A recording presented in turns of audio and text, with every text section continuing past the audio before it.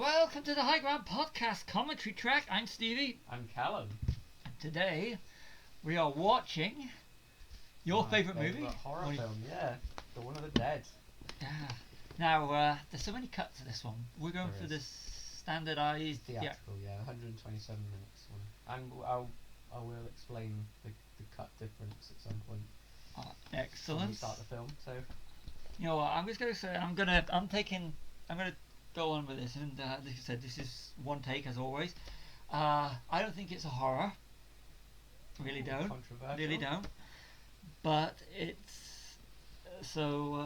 Well, the way things are going, it's a documentary, really, isn't it? It is, and so you want to start. I want to start. So I'm gonna go 3, 2, and then on 1, I'm gonna press play. So get ready. If you're watching at home, or sorry, listening, should I say? Yeah. Or watching with us, it'll be 3, 2, and on 1, and 3, 2.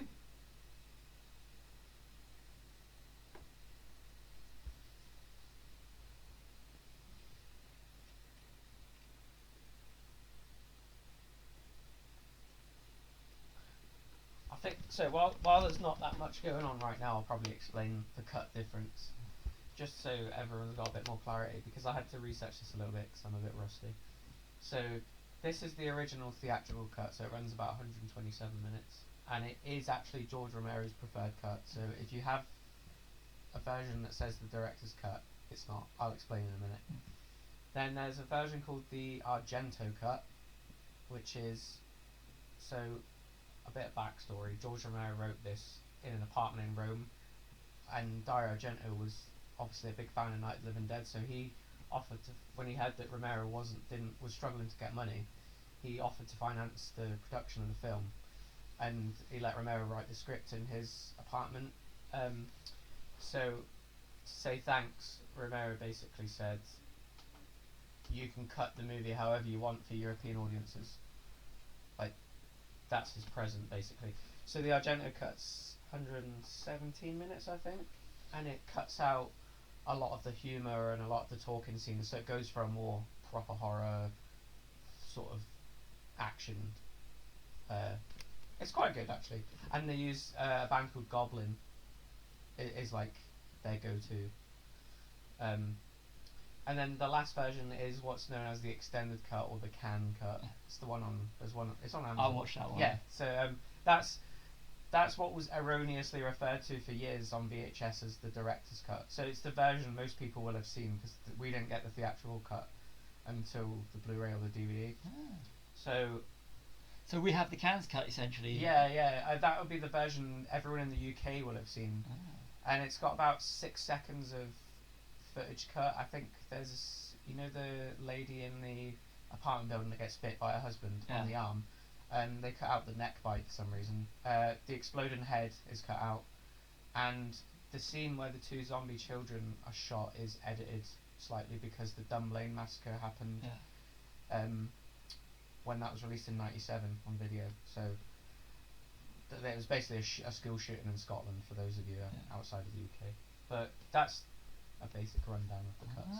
Thanks for that. That's I had to research it myself because I was like, I haven't watched these cuts for a while. Because it gives you, we've just given them an informed, you have given them an informed as to which one they may want to watch. Yeah, I mean, Romero. Yeah, on the left, with his famous little knitted scarf.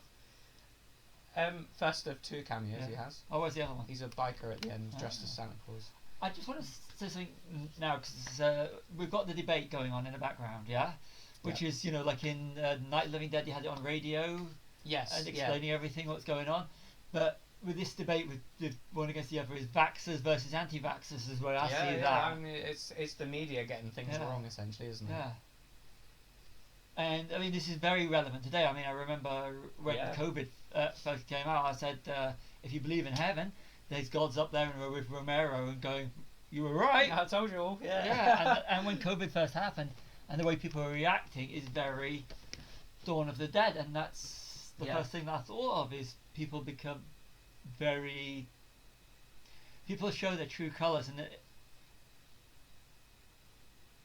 I think as well, I mean, the first 2 are very quite deliberately thematic in terms of stuff that's going on in the background. I mean, the first one you had like Vietnam was still going on, the civil rights were going on.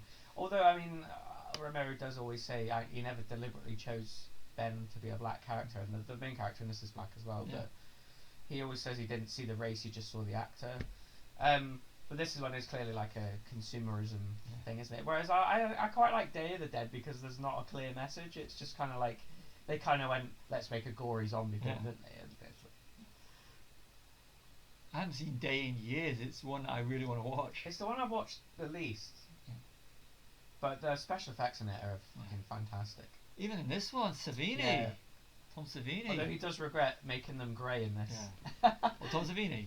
Yeah, well, basically, he said he thought a zombie would be grey because obviously black and white was Night of the Living Dead, wasn't it? So no one knew what colour they were. Right. But he said he regretted it because they kind of look blue on when the lighting's on them. But I don't actually mind. I think it looks, and he thinks the blood looks like crayon as well. Oh. But I think it's brilliant. I mean, we're getting all the exposition here about severing the brain and everything through the news broadcast, which is absolutely fantastic. Yeah, I mean, you could essentially basically none of them are all part of the same trilogy, if you like. They're a thematic trilogy, but you could basically say this is happening at the end of Night of the Living Dead. It's where there's like Romero refers to this as like the equal zombie film, where the amount of zombies and humans is the same. So no one's got the upper hand yet. Yeah.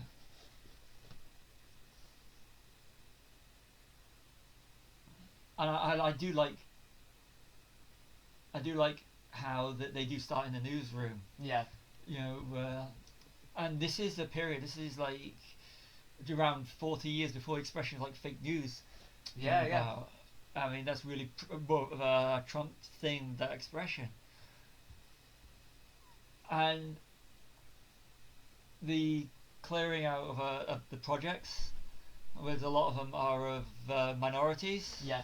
And you do. I mean, coming up next, you got the racist officers. Yeah. And this guy. Yeah. And I just think that it's. I mean, the language that comes out of his mouth. Yeah, I know. We hate the guy already. And he's expressing the belief structure of this very prevalent today. Yeah. It's absolutely. I mean, this is a 40-year-old film, and you're hearing crap that's coming out of a guy's mouth that is coming out now. Yeah, and it's in a situation like this, especially like in the UK with Brexit. Yeah. Where you've got all these people who are blaming the minorities for all of the problems. Yeah. I don't think that could get. That young lad that was just shot in the head there. Yeah. That's Tom Savini's first ever headshot. Damn. Sorry, what were you saying about that fella there? No, he looked like I may be wrong, but his skin looked like he's blacked out basically. Yeah. It's a guy called John Amplas. So Romero did a film called Martin in 1977 about a lad who thinks he's a vampire, and it's up to you whether he is or not. That's John Amplas. He basically did the cast directing for Romero in all his films. But yeah, he is very much blacked out there. So I don't think we could get away with that today. No, definitely not. But he gets killed.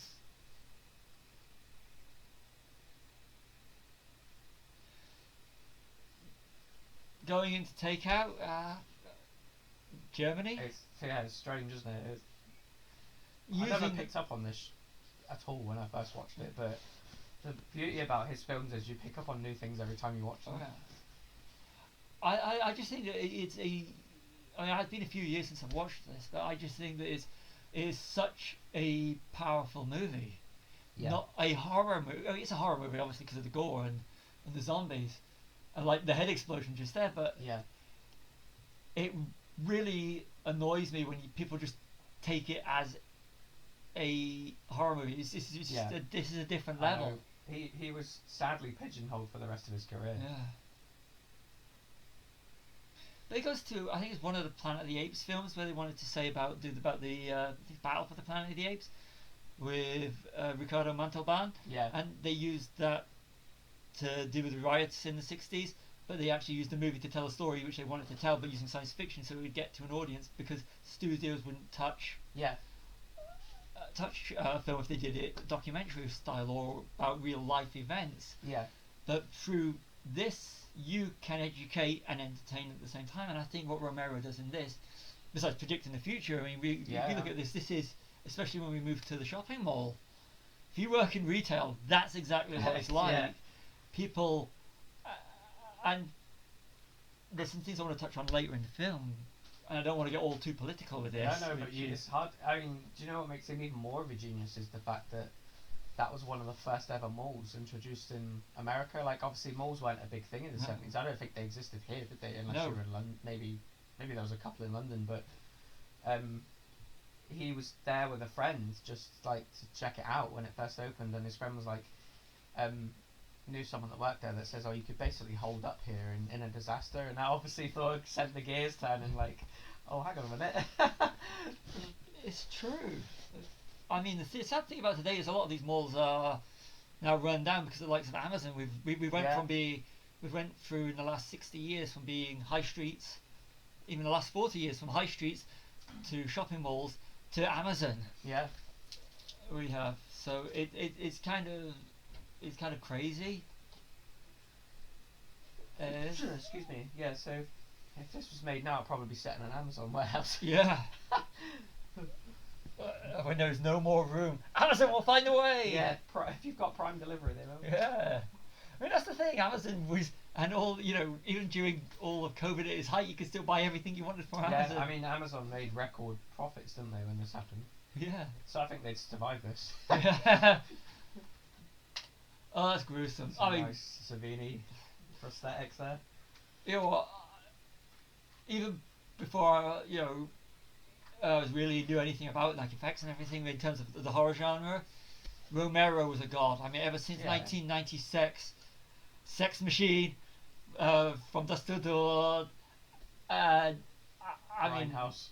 Yeah, I mean, I just think, you know, Tom Savini as a person, you look at some of his posts on Instagram, He's cool, he doesn't know how to age. Yeah, I know, it's irritating. Yeah. And he did obviously go on to, I think his only directing credit was the Night remake. Ooh, never seen that. I want to see It's it. not bad actually.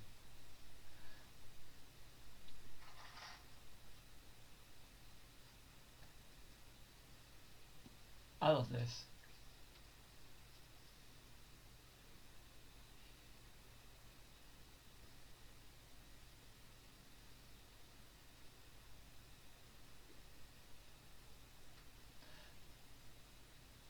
I like the character because you don't. It's these are just two armed officers, and it's not about color. And the ones that are racist, he's not a he's one of the ones. What's the character's name? Sorry again. The white guy, Scott. Yeah. Scott. It's no Roger. Sorry, Scott's his real name. Yeah. I just think that he's superb. Yeah, it's cool because they basically set him off as like the guy that's got a clear head and he's the first one to lose it and die, isn't he?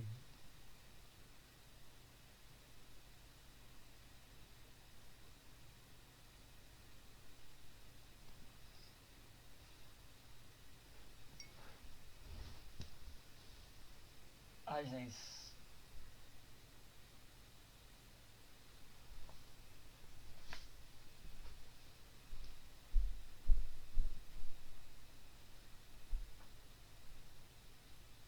I'm always afraid when we do these things we're gonna go into silence, which is always the hard part. Is when you're enjoying the movie. It's hard not to watch it. Yeah. It is.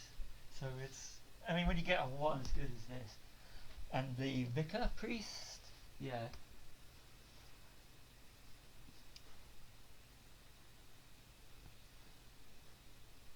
I think this one like does the whole breakdown of society thing the best as well. Like you're not seeing it totally collapse, but it's going. Yeah.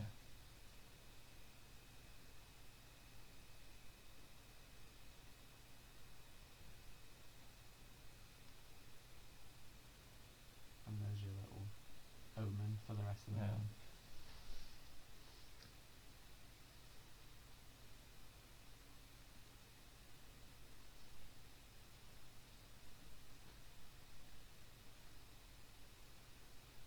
That's something that Romero picks up on really well, and The Walking Dead does it as well, actually, where the real threat is just other humans. Yeah.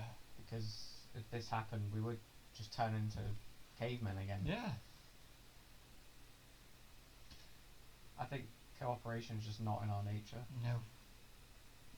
Come on, toilet paper. Yeah, I know. You know, petrol. People started recently. Yeah. You want to really mess with people's heads. Find a stock image, empty shelves. Yeah. To say that's the toilet paper, or that's the rice, or that's the meat aisle of or something that you know that you're going to get people. Then post it on social media, hashtag it, and there you have it. There's your panic, and there's people rushing to supermarkets to get the last of something because it's ingrained that they have to have it before somebody else does. Again, the media. Yeah. I think in like Night and this especially, he's got a real sort of beef with how the media handles things like this, hasn't he? And if you see Diary of the Dead as well, like it's all about, you know, that's the undercurrent is like. It's hard to explain, but like the person, it's handheld camera basically, so it's like that's. I think that his criticism of that was the media. That's the only Romero film I've seen in the cinema. Oh. I think Well, that's what Land of the Dead. Oh, I haven't seen Land of the Dead in the cinema. I was too young. One with John Leguizamo. I like equal amounts. You've got soldiers black and white. It's very, you know. And the last surviving male is Ken Foray. Yeah. And I just think it's for 1978. Yeah. It's progressive. Yeah. But people don't go. When people go on about equality and everything, people don't mention the likes of George Romero. Yeah. Weird. I mean, it goes back to something that we've said before. Is I thought up until a few years ago I knew Dawn of the Dead, not Dawn of the Dead, Night of the Living Dead. Yeah. Because I've never seen it, but it's never really because I know that movie because everybody knows that movie. Now, when you sit down and watch that movie, and you said it yourself, the ending of it, the way I reacted at the ending. It's the litmus test for how much you love films, the end of that film, I think. Oh, like, that's superb. The reaction you have is, the first time is always like, oh. You just killed the main character. Shit. And it's completely up to you whether they did it deliberately or they just thought he was a zombie. It's completely up to you. It's never thrown in your face that one way or the other. Because I think they say something like there's one of them over there, which could be either, you know. For me, it was always about. I thought it was because he was black. Yeah. Yeah.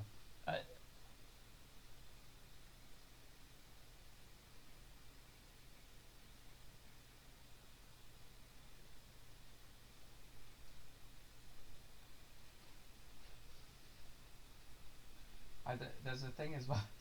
I think a lot of people will have probably picked up on this if they know who he is. That Stephen, the guy played by David Emge, is an absolute clone of Hugh Laurie. He is.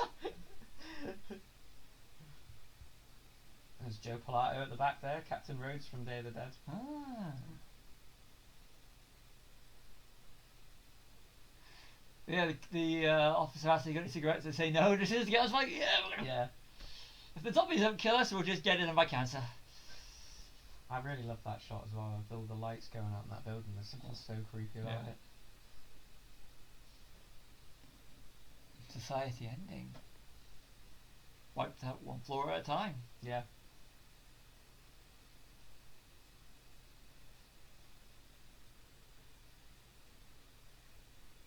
I love this. A lot of this, the soundtrack in this is used in Shaun of the Dead. Oh, I saw that the other day. That's all the goblin stuff. Yeah. We were watching that the other day because with the audio commentary with Simon Pegg, the cast commentary. They're the sort of audio commentaries I like, where they're just sort of having a laugh about things that happen during the production. And I hope ours don't come across as like too morose, but we try and just sort of intersperse it with.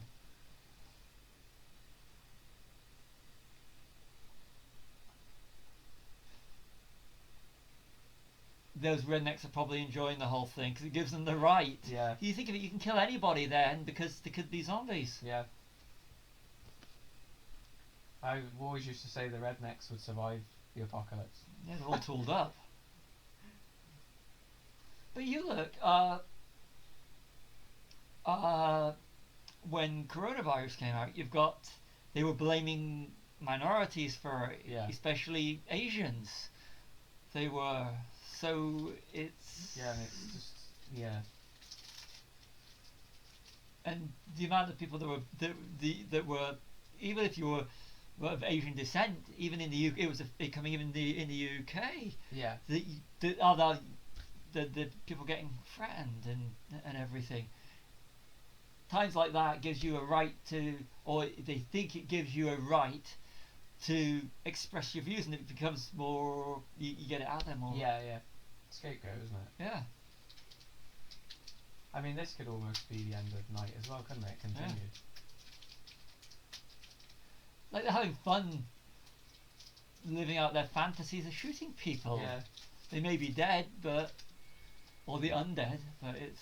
Well, on one of the commentaries, Savini says, like, that you can only hunt so much for so many deer before you get bored. Yeah.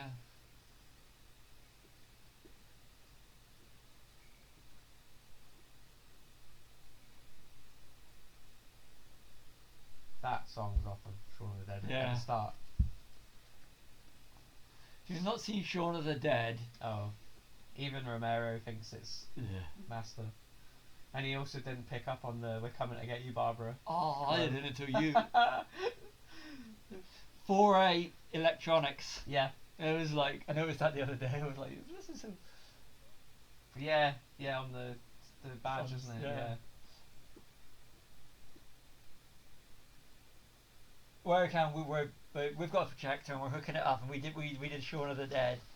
It's good. Yeah, I love Shaun of the Dead. In the remake of this, I think Ken Foree has a cameo, doesn't he? Yeah, saying his line. And he does as well as an army general. Oh. And Tom Savini's the sheriff, isn't he? Yeah. And there's one of the shops is named Galen Ross. Yeah. And it's from the director of Watchmen and the writer of Guardians of the Galaxy.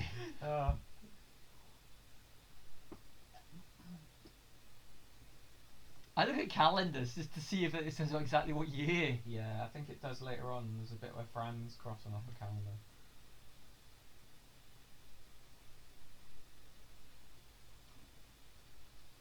It reminds me of 28 Days Later, all the notes saying, "I've headed for so-and-so, find me," and... I love 28 Days Later. Oh, 28 Days Later, great. 28 weeks up to the third act. Yeah, it's kind of like the Yanks Save the Day film, isn't it? Yeah, my biggest complaint with 28 weeks, the third act, is the boy's infected. The girl knows the boy's infected, yet they still go on, so they know that that makes no fucking sense. Anyone in their right mind would know we have to stay here. Yeah. Rather than going up, and it's bullshit. I didn't like the third act.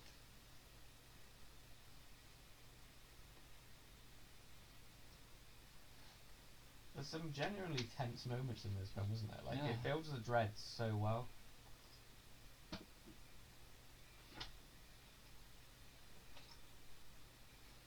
She does kind of annoy me in this scene, though. Yeah. She's just standing there like... She can grab the thing, they're slow. She is a damsel in distress. Which is weird, because throughout the production she refused to do any scenes where she screams, because she felt Fran was like a strong female character, but I don't get that vibe off of her. No.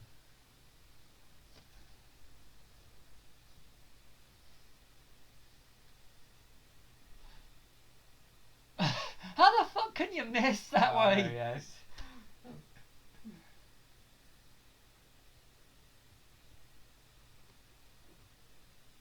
This is Tom Savini's niece and nephew, these two kids.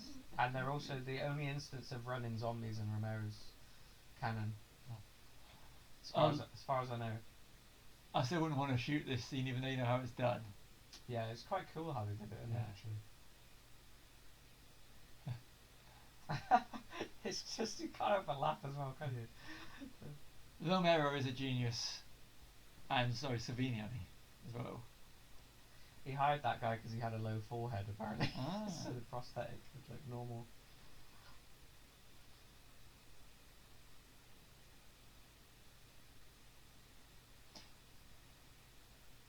So that scene there was edited in the director's cut video because of Dumbling, basically. I can understand.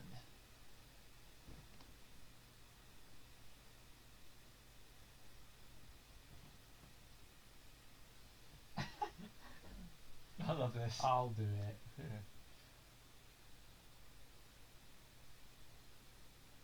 It's like she just comes in cool ass. Yeah, I'll get out of the way. Here's the iconic front cover zombie.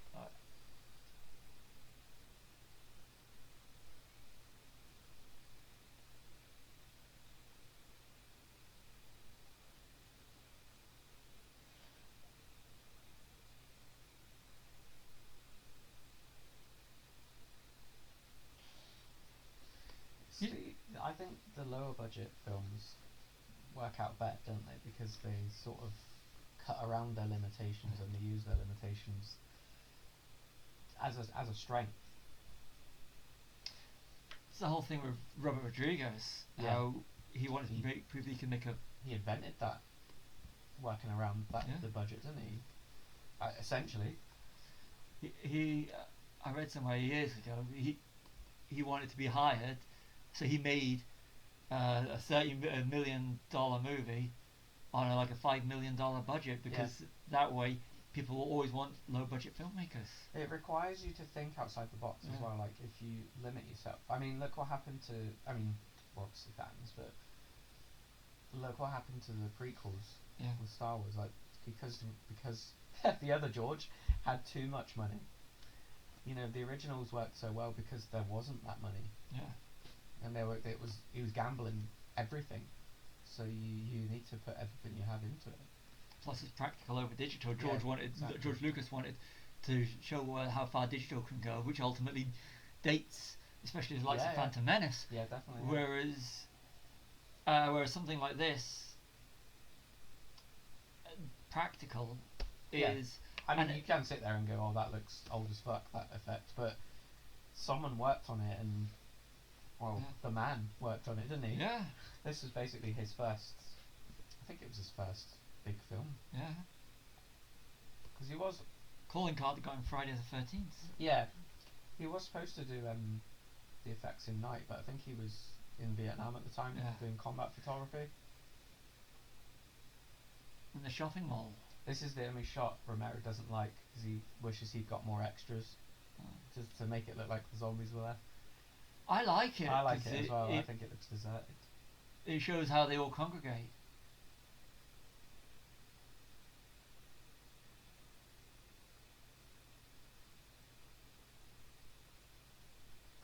I remember that in about 2007 there was a video game came out called Dead Rising, and it was set in a shopping mall, and you had free reign of it. And on the front it said, "This is in no way related to George A. Romero's Dawn of the Dead." And I was like, so it is then. Yeah. It's just any sort of siege situation with zombies it's Romero, isn't it? Isn't that, I've never played the game, but the original Resident Evil game set in a house. Yeah. With zombies. Yeah. Night of the Living Dead. Night of the Living Dead, yeah. And then the second one was set in a city. And Romero was actually gonna direct the original first. Well, when the film was in the making for years, it was like one of those limbo films, and they basically said, "Well, there's only one person that could do this," and he wrote a script, and they didn't like it, so he ended up directing the TV advert for Resident Evil 2 for the game. Whoa! So it's actually pretty good as well. But I have to find it. I mean, I'm glad the Resident Evil films are the way they are. Yeah, they're doing a new one now. Yeah, it looked kind of shit. I like the goofiness and the. They're like zombie movies without a message, aren't they? Yeah. You can just have a good time with them. But it's nothing like the video game. No. Yeah. Hmm.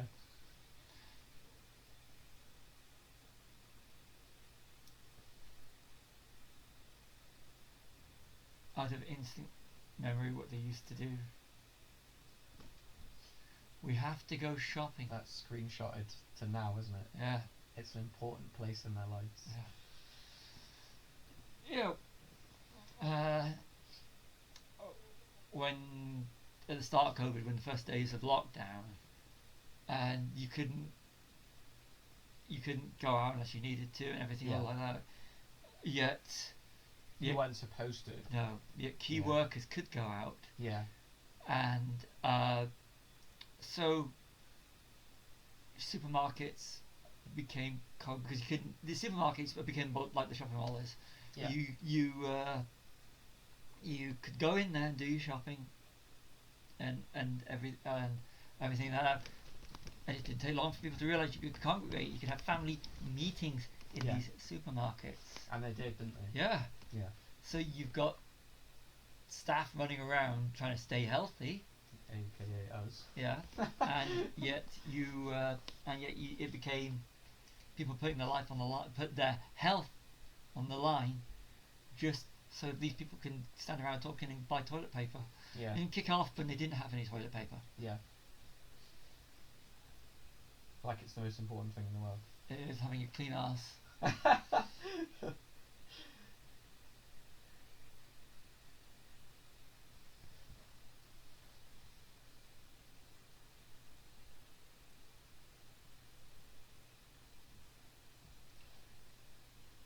I was saying in zombie apocalypse. I'd go with the Zombieland rules. Learn how to run. Yeah. And run Cardio. fast. Yeah. That is actually a really good zombie film, isn't it? Both of them. I like the sequel more than the Yeah, first. no, I do as really well, like the actually. sequel.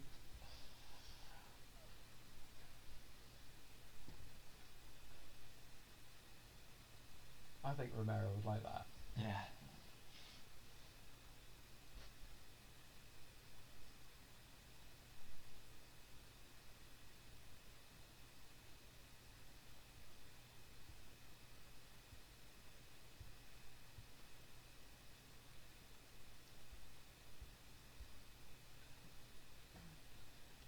They're so likable, the Yeah. the characters. You don't want them to fail, do you? No.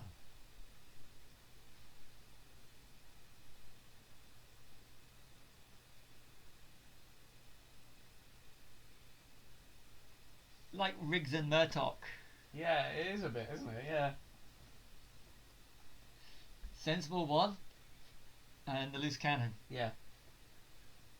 Riggs and Murdoch related. I noticed you did the countdown on 2. Yeah. Had to. I'm sorry, I am a huge fan of Lethal Weapon. Yeah. And if anyone's wondering which one, it's all 4 of them, so...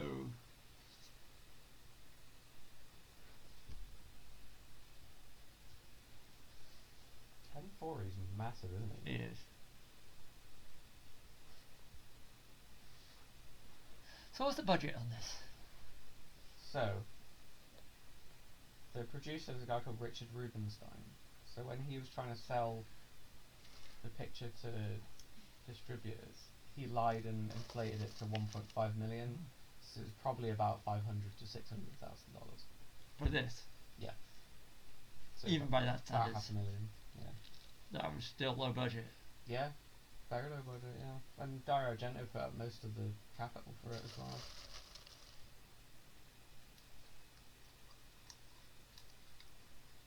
Hey, you think about all the films that came since it, and they may have generated more money at the time. Yeah. But in terms of films that are mined, Yeah. Oh, the remake took a shit ton of money. that was after 300, wasn't it? Before. It was 2004, wasn't it? So it was that, then 300, Yeah. then Sucker Punch? So you Watchmen. on about Zack Snyder? yeah, Watchmen. Oh, what was it? Watchmen, Watchmen? Sucker Punch. Yeah.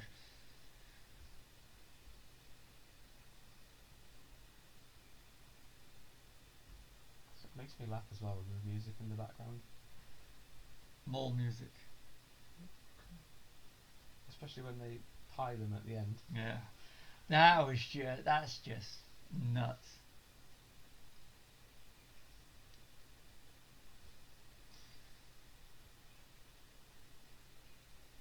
Stephen? Just talking to you. Yeah.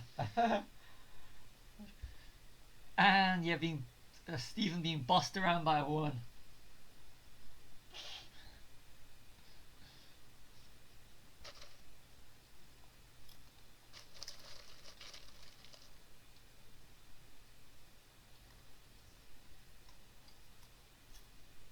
I would not want to do that. No, that's freaky, isn't it? Yeah. Messing around on an escalator. That kid is still on the escalator. Yeah. If you know where that's from. Where's that from? I was just trying Alright. Oh, yeah. They smoke a lot of cigarettes. Yeah. The one that Ken is smoking is very much Clint Eastwood style. Yeah, it is, yeah. A lot of people have actually looked at this like it's a western as well.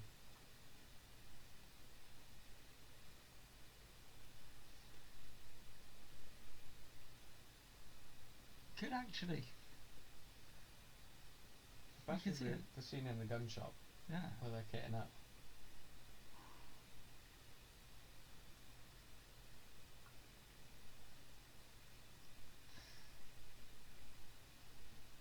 The scene in the bank when it comes up is just fascinating.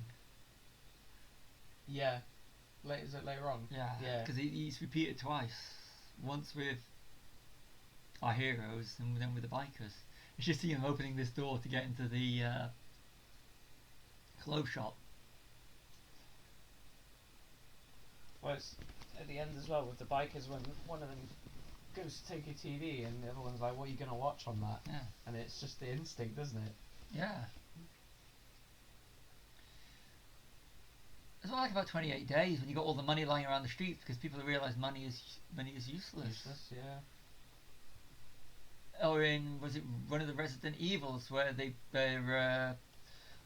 Kim Coates still holds on to the hierarchy. He's a producer, isn't he? Yeah. And it's I find it's just, you've got people that accept the reality which is living in, which would be that everybody is now equal. Then you get those who are still motivated by money, by materialism. The old world. Yeah. Yeah. And it's those in power that have just money that's that were born into money, that only know that know how that been given things. Yeah. And been given positions. Ultimately, in a breakdown of society would be nothing about what you can do rather than who you are, but you can't let go of that. They'd be the first people to die, essentially. Yeah.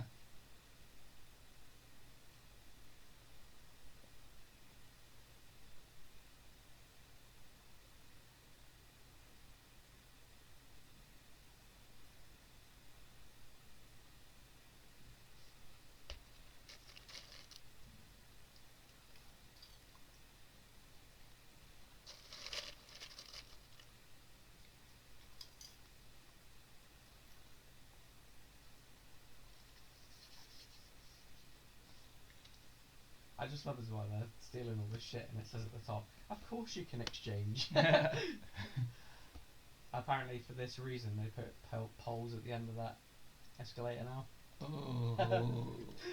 I can understand it. Just as well, just so everyone knows, this was a mall in Philadelphia called the Monroeville Mall. And it's still there today apparently.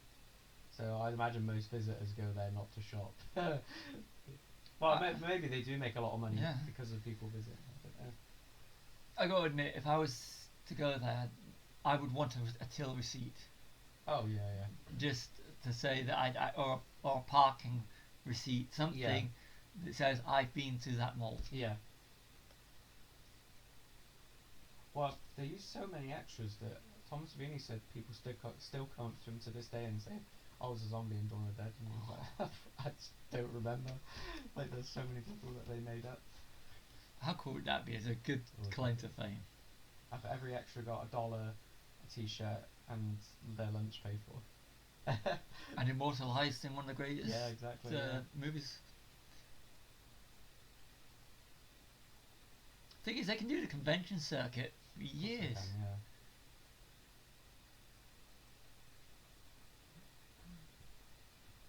Especially if you're a feature zombie. Yeah.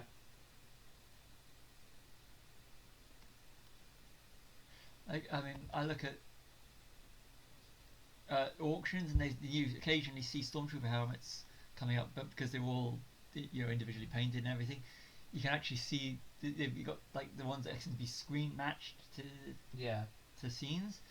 It's like people who have them, and you go, yeah, well, I was in this, or and they can prove that they were stormtrooper number 11 or whatever. There's always now, because of how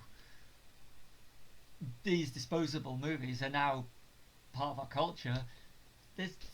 You do conventions. You look at the convention site; it's literally filled with background. Yeah. I was at one a few years ago, and there was this guy who was a First Order trooper from episode 7, and I was like, I don't know the guy. It could be any of them, couldn't he? You're a guy that just fitted a suit. Yeah.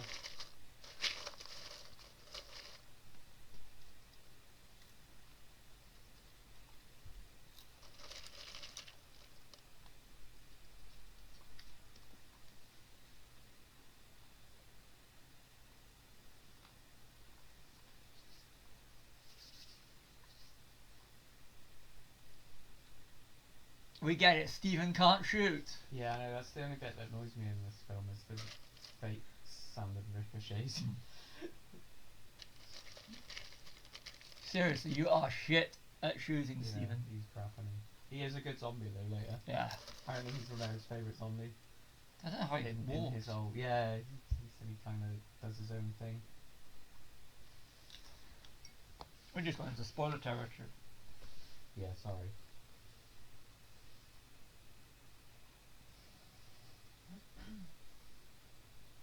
That was one of the main things he did as well that was quite cool, with the zombie, like, walk-in. So a lot of people would say to him, celebrities as well, like, how did you get them to all act like zombies? Because it was hard when I tried it. And he's like, well, I didn't. I just said, be dead. Yeah. You can't say to everyone, act the same, because then they'll just look like they're acting. Bit like in Shaun of the Dead. Yeah. Where, not Liz, the other one? Diane. Yeah. Gets them to walk like zombies, and I'll do it on the night. Yeah. Yeah, I think that's taking the piss, isn't it? Really?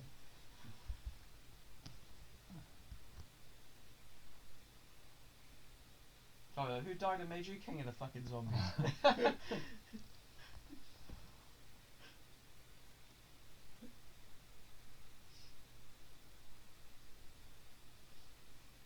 This song's in Shaun of the Dead as well. Ah. You know, when he's doing the go to mum's, kill Philip. Yeah. It's that. It's in the background.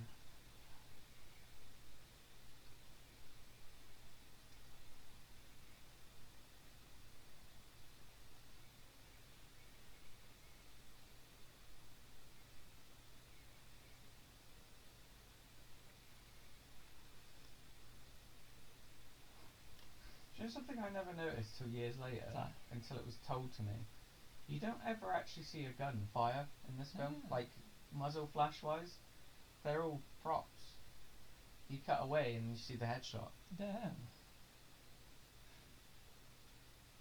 I think you probably do sometimes on a couple of them, but they didn't have the budgets for like proper guns. Like there, you just cut to the headshot, the aftermath. But you don't notice it when you're watching you don't. it. It's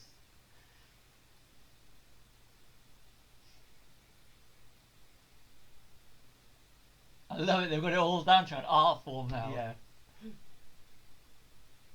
That's what I like about this, though. Like, people, you would do this. You try things, and if they don't work, you try something else. You said about the you know, you don't see the flash, Yeah. but we make it up in our head.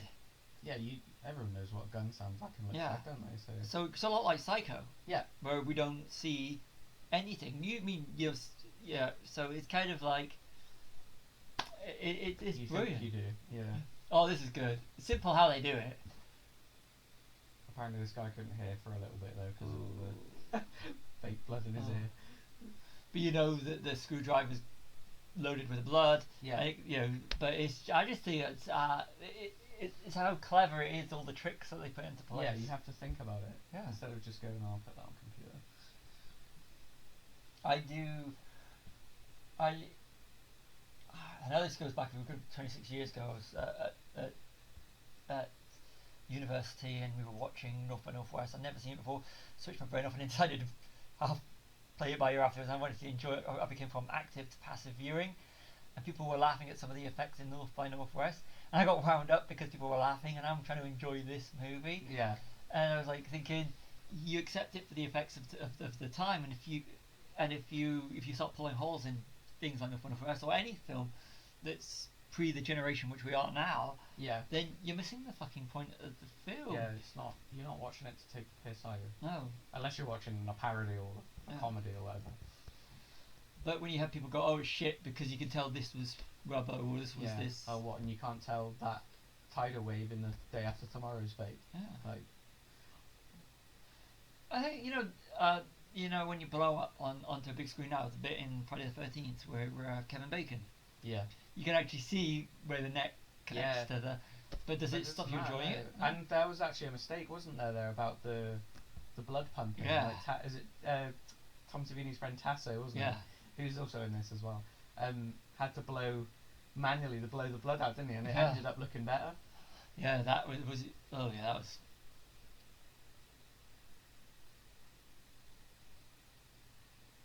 They're having so much fun here. I was going to say, do you remember this coming out? But you'd only been 4, wouldn't you? Yeah. No, I didn't see this till the early 90s. I don't actually think the UK got it when it first came out. I think it came out a year later. Was this defined as a video nasty at any point? No, I don't think it was actually. It wasn't released on video until quite a while later. Yeah. But then again, that was standard. I mean, you look at about 6 years. Yeah. For E.T. Yeah, that's crazy, isn't it? Because that was huge at the time. You think they'd have rushed that straight out? Cinema. Yeah. Video, even in the mid to late 80s. Well, I'll say about 97 time, 97, 98. Because they still had second and third runs at cinemas. Yeah, true. Well, I mean, this didn't come out on video here till 97. Jesus. I mean, the director's cut didn't. I think there was some semblance of it, but it would have been cut to shit. Yeah.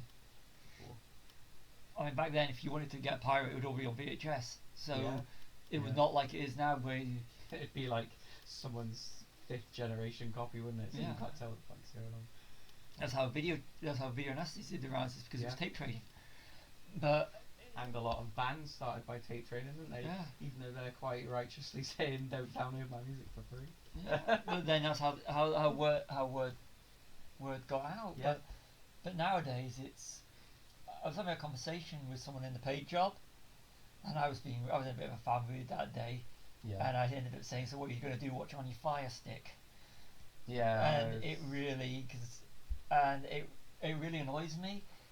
And I'm getting sick of having the conversation about why you should support cinemas, and everything. Well, in the same breath, they'll say, "Oh yeah, I'm gonna watch it on the Fire Stick because something like I can't be asked paying cinema prices," and then they're like, "Oh, there's nothing on at cinema." Yeah, well, because of you. Yeah. Like. I mean, but we've had this conversation before. That when there was 2-screen cinemas, we have more choice than what you have now. Yeah, it's just multiple screens with the same films, isn't it? Yeah, and if there's a certain film that I know that I'm going to have to either travel out of town to or see in the first week, because after the first week, if you get things like where you have to travel to a cinema out of town and see it on the first week of release, because it ain't going to make a second week because it's not making any money, and it won't make any money. Whereas in the late 80s, you'd literally you'd have films that the small horror films. I mean, like Nightbreed. I remember watching Nightbreed a few years ago with you, and it was like I saw this at the cinema, and it got really sad because this was a 2-screen cinema. Yeah. It wouldn't make it to No, smaller it wouldn't towns. get there. This wouldn't either. God no. It barely made it at the time.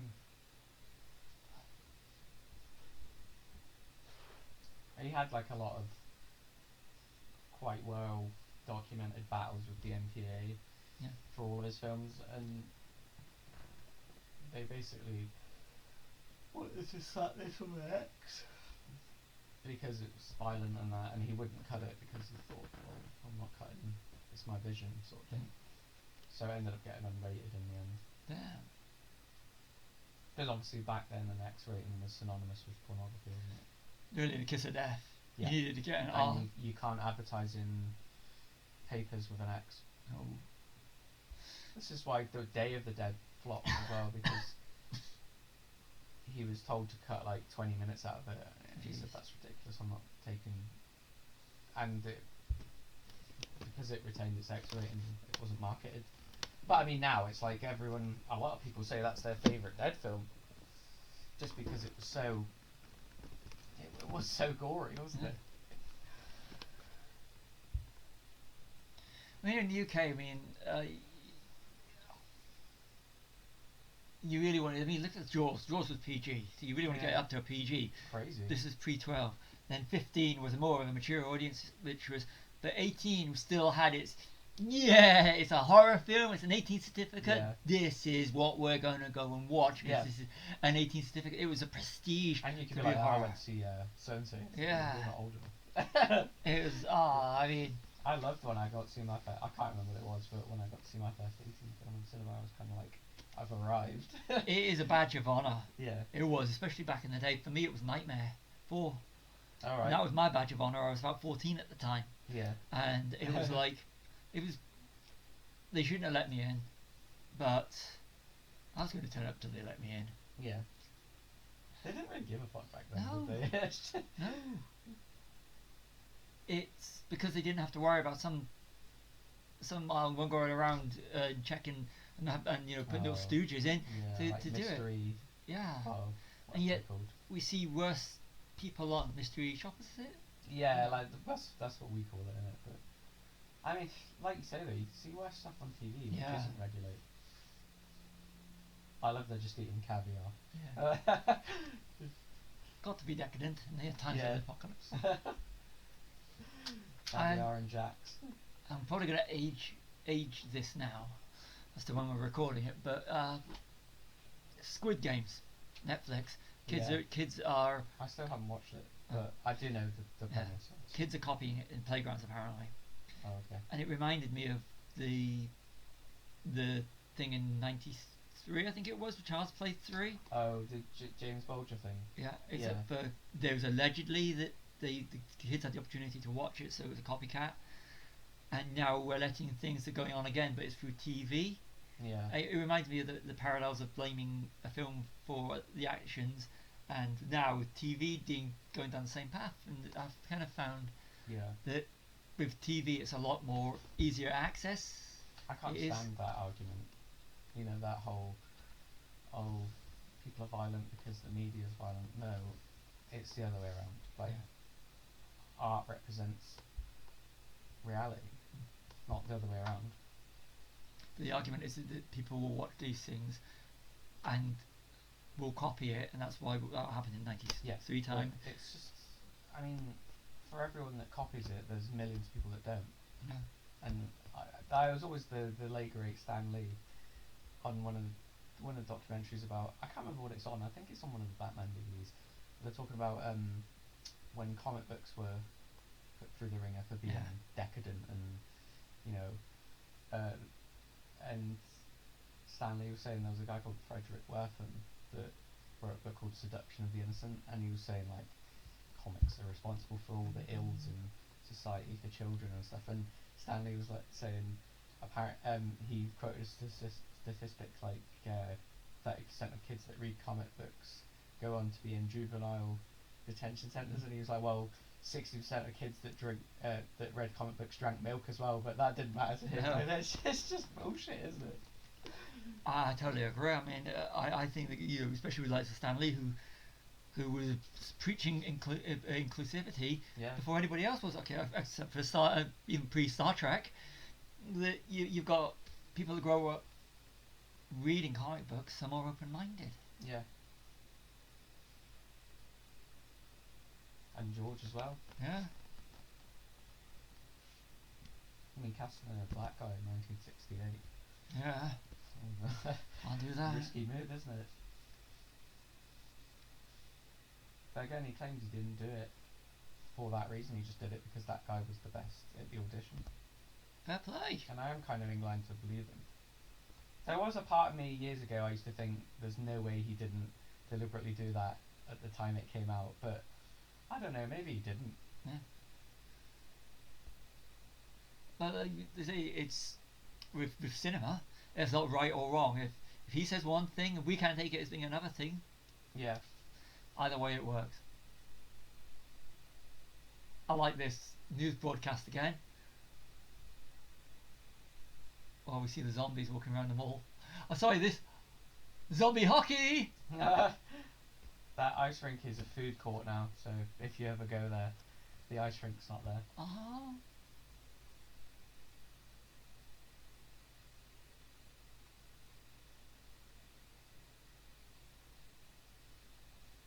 I kind of like Romero zombies, that they're a bit more sort of aware of things than most other versions of zombies. Yeah. You know, like where they pick things up and almost seem to know what they are, but they can't quite work it out. Yeah. Whereas, you know, most zombies are mindless nowadays, aren't they? They just want your flesh. Yeah.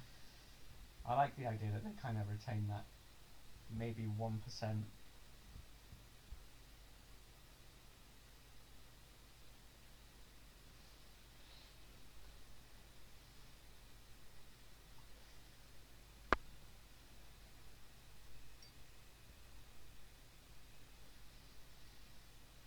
Viral disease.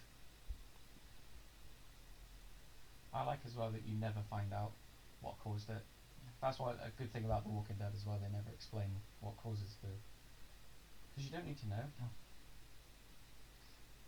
I mean, something like Resident Evil, it's just, you know, you have to show that the company's evil and that, don't you? But It's all about the company in that. yeah, of course, yeah. But, I mean, you don't have to know. And shut up, Fran. Fucking getting a Me Too out there.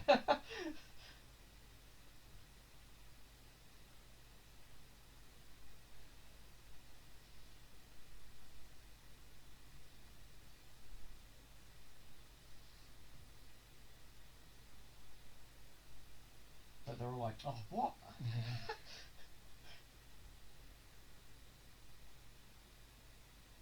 So this is 78, you say? So Alien was 78. 79. Yeah. So this Well, it was predates. being made. So this predates Alien. Yeah. And it was the same time as Halloween with Laurie. Yeah. And 1 year after Star Wars. Yeah. The golden 3 years, wasn't it? So all the films we just mentioned, strong female leads. Yeah, I mean, she's strong-minded, Fran. I just don't think she's takes it as far as Ripley does or Laurie. No. But she is still last girl. Yeah. She kind of gets better towards the end of the film when she asks to be shown how to drive the helicopter, and she's asking for a gun here. But because she's pregnant, I don't think there was much the character could do. I don't know if she was pregnant in real life or whether it was just. But do you think if a film was like, if this was released today, we'd be discussing this whole speech as he's going as being, some people saying this is the feminist agenda that George Romero is trying to put across? Well, I mean, 70s was kind of like the big time for where it first started, wasn't it? The first wave, like the original feminism. But if you do look at revisionist history, especially with the likes of Wonder Woman, Wonder Woman now, as in they're saying strong female leads and everything like that, which I think is a load of rubbish, because I think it's a little rubbish in the sense that people that know the genre, the quote real geeks rather than the geek chic and the people that the people that didn't like Batman prior to Dark Knight or pre 2008 geeks. Yeah. The pre 2008 geeks kind of list off the films that we've just mentioned, whereas to the quote modern day geeks and the people that are into the culture now, which seems to be everybody because of the streaming services, is that they see that this is being a new thing with, of course, mentioning, I've got to say Black Widow as well. Yeah. But to people like us, this is... It's something they can appropriate now, isn't it? Yeah. Whereas before it was... Like, I remember the thing you were on about where you were saying... People were like, oh, Wonder Woman, yeah, she's like one of the best. And I was thinking, well, what about Ripley and Sarah Connor and Laurie? And Princess Leia. And Princess Leia, yeah. I think that we talk with our knowledge and everything and our history with movies and comic books and everything, we know, and people that know the sort of movies that we know have a different reading on everything that's going on now. It's like, got a female, you got Wonder Woman, okay. Well, yeah. Linda Carter was Wonder Woman in the 70s. I know, yeah.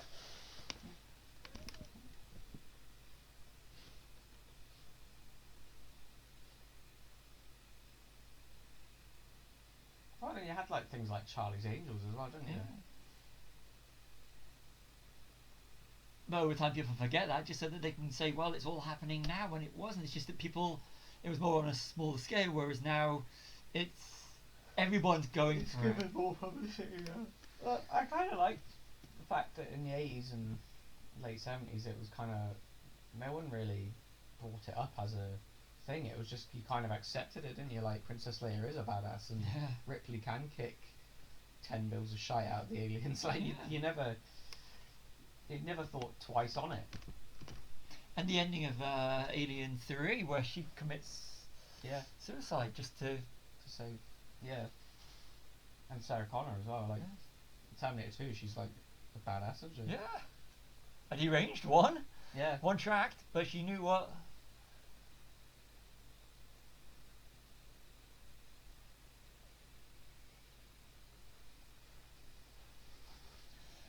But then again, the science fiction fantasy genre has always been more progressive than mainstream.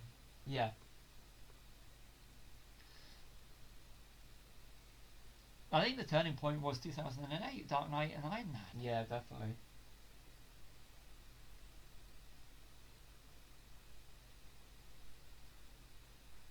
And horror has always had, as traditionally, the last girl. Yeah.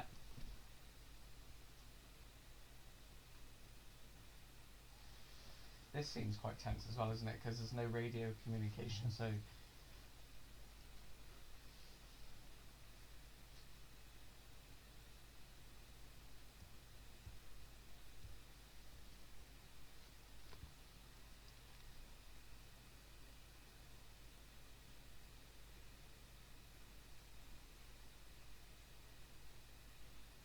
I think there's a Tom Savini cameo here, as a zombie. I'm trying to remember which one it is.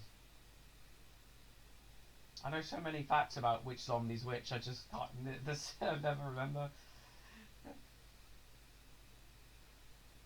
Yeah, well, if anybody wants to fund us to go over to this mall and do a podcast from here, I'm happy for that.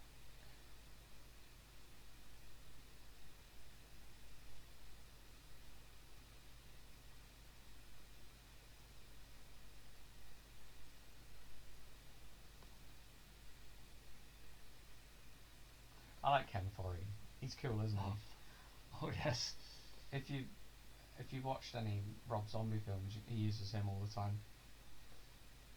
That's what I need to. I'm trying to get a hold of the Halloween. Oh yeah, I actually quite like the Halloween. He's in that. Ken Foree. I've never actually seen a Rob Zombie film, but I know it's going to change when he releases the Monsters.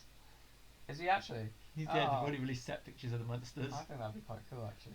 As long as it's not a horror, I just want it to Devil's be. Rejects is a fantastic film.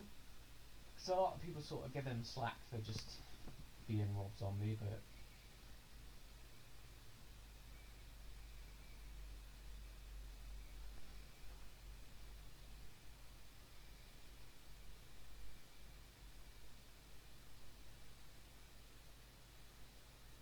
Look on his face.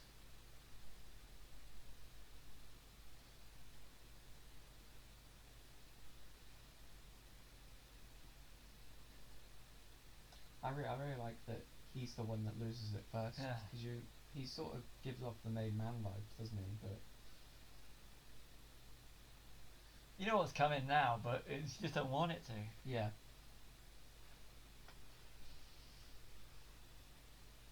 True hero, right to the end. Yeah.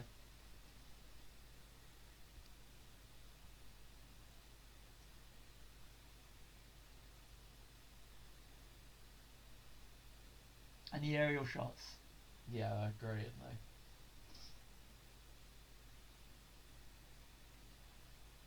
That's Tom Savini. Ah. You can see the trampoline he jumps on. I just think it's so clever because you got like the mannequins that Yeah. And then you've got the ones that come really close and the positioning of the camera angles. It's great, isn't it? Yeah. There was one dummy they used quite a lot in this film. They called it Boris, and then by the end it was just like absolutely fucked, blown up and stabbed and shot. Makes you wonder whatever happened to it. Yeah, he's probably got it somewhere, I would imagine. I mean, I look at all the when you see old films and older films, and then you wonder whatever happened to some of the props. Yeah. Because it's sort of like They must have them somewhere, or or stolen. I don't know. I mean, a lot of the stuff they'd have to just destroy or get rid of or bin. And it's just like now you think about it, it's the amount of money that they'd be worth, or how people would like to have them. Priceless, some of them, wouldn't they? I was thinking the other day when I was watching Psycho, the shower curtain, Yeah. or any of the weapons in this. There's a rare shot of them actually firing. Ah.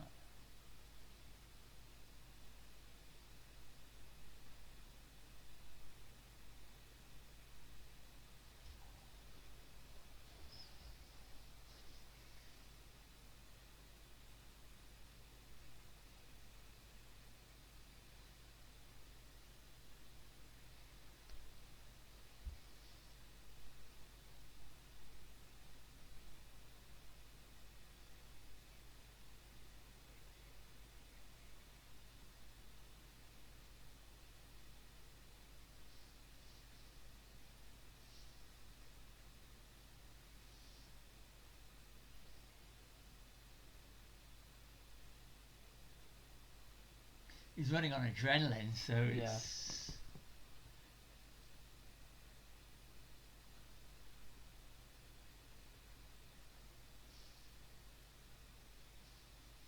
Peter is he's the grounding of this. It's the film. rational one, isn't it? Yeah. You have no doubt that he's going to survive. Yeah. Although, do you know about the alternate ending? Blows his brains out. Yeah. What was it? Yeah, the sort of mythical, don't know whether it was filmed or not. Yeah. And then Fran jumps up and puts her head in the helicopter blades. Well, the dummy they made for that is the head exploding at the start. So they didn't want to waste it, so Tom Savini got a shotgun and just shot it. But yeah, no, apparently Romero thought that was too much of a downbeat ending after all they've been through. Yeah. So they didn't. Well, he claims they never filmed it, and he says he's pretty sure they didn't. But there's a documentary called Document of the Dead, and there's a part where he's walking with the guy that's doing the documentary, and he's like, "Oh, we're just gonna go and film the ending." It's quite depressing. So no one knows whether Romero's just forgot or whether he genuinely thinks they didn't. What was the shooting time for this? The what? Sorry. Shooting schedule. Oh, so they filmed in the mall. It's from 10 o'clock till 6. They didn't actually open till 10, but they couldn't work out how to turn the music off, which starts at 6. So they did night shoots basically. And how many weeks? I don't know actually. You can find quite easily online. But I know they abandoned at Christmas because it was too hard to take the seasonal decorations down each time. So when it was Christmas, I think they did the other scenes like the tenement buildings and the newsrooms and all that. So they would have, you know, so it's easy to see why you'd forget shooting some of the stuff. Yeah. I mean, he was probably knackered as well, wasn't he? Like, I think film crews now are like 10 times bigger than they ever were, aren't they? So and you have different ADs and stuff, don't you? Whereas he probably did a lot of it himself. Yeah, we have to keep the budget down. Yeah. Like the other George. Yeah. Nearly had a heart attack, didn't he? British people only work from a certain period, and if you don't get it done, and you have tea breaks as well, don't you? Yeah. If you if any of you've seen, I think we've seen them all now. The movies that made us. Yeah. You know, the Aliens one there. I still haven't seen that one. About and there's a thing about Jim Cameron losing it with the English crew because they have tea breaks. But now that they're fighting for that, and Americans come over, they think that we'll just work through tea break, and he was like, and when they think that, I just think, fuck off back to America. right. But that's the thing though, in America, leaves than it is, the industry trying to build itself back up, and Pinewood is still the best bet. Yeah, it's the 007 stage, isn't it? Yeah. That's was when you could fit the entire Star Wars fan base into a small room. And it was pre-special edition as well, wasn't Yep. it? Oh yeah. Something will correct, and then there's the library music one. Ah. Got all the tracks in it. I need to get a hold of that because that way you can use it. It's free. They released it with the when they released it on 4K recently. There was like a big second side, did a huge 4-disc box set thing, and you got the soundtrack with it. Nice. And the novelisation as well.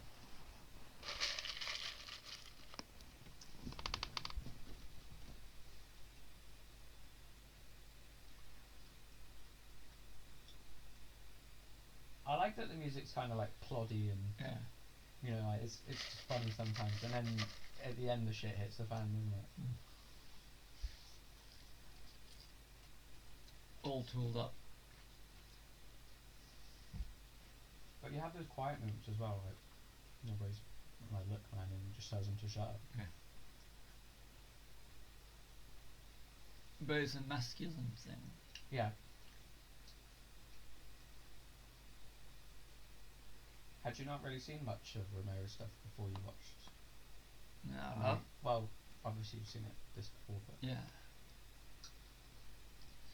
Yeah, I went through a phase in the late 80s to early 90s, and I used to, you know, went through, I was at the age where I loved horror films, and then I went off of them. Then I'd go and see the remakes, or Nightmare Remake, the Friday remake.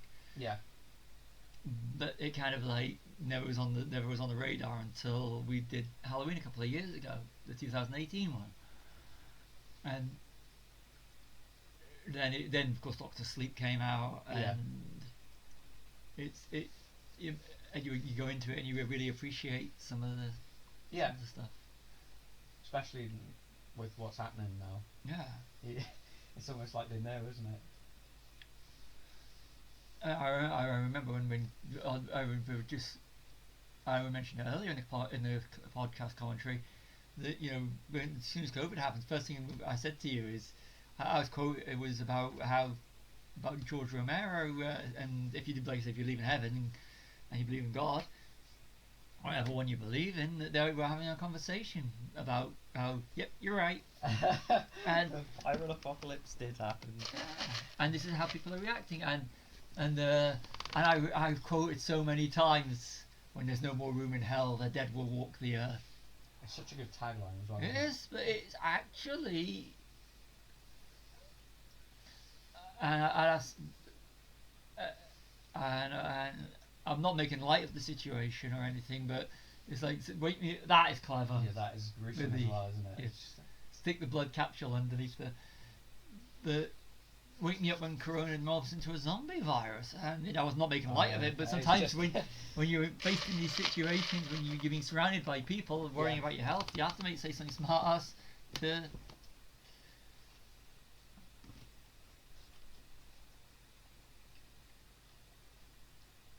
There's no other word for it. He's a genius, wasn't he? Yeah.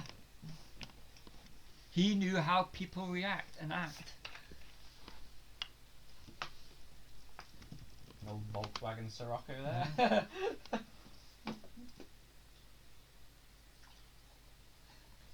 apparently there was some funny stories about, like the extras that play the zombies would go to the bar in the mall after they finished, and some of them got a bit too drunk and stole a golf cart and crashed it. Jesus. And the cameras weren't rolling. And yeah, they weren't, no, sadly, and I'd love to have known how they explained that to the mall people in the morning.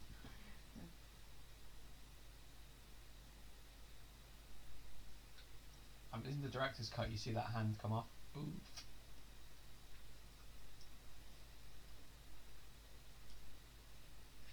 This has got a real, comedic aspect to this bit. The music.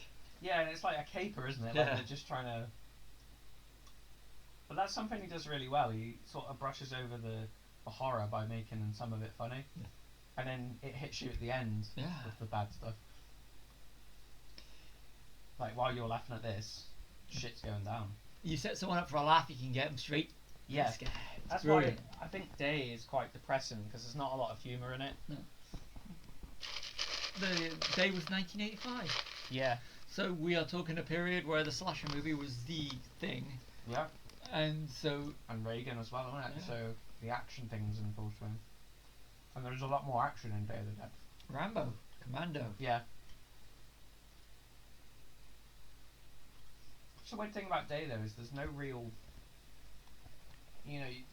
with Night you can pin down things like Vietnam and the civil rights, and with this it's 100% capitalism, isn't it?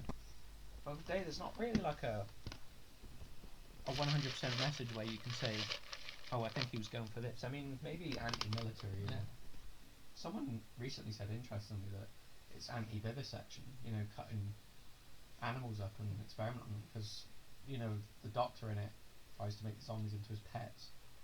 Could be. I mean, that's a great thing. It could be anything, couldn't it? Anti-vivisection, we were going on to a very Richard Donner sort of thing. Yeah. He was pretty much pro everything. Yeah. And, yeah.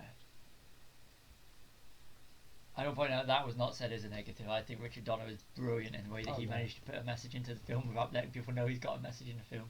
Because it's not the messages up front, it's the messages that he puts in the background that you don't know. Yeah.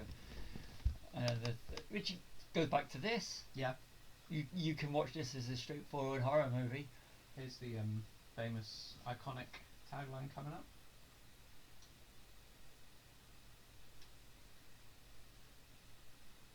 See, now we go with the downbeat music. Yeah. They've just killed fucking hundreds of them.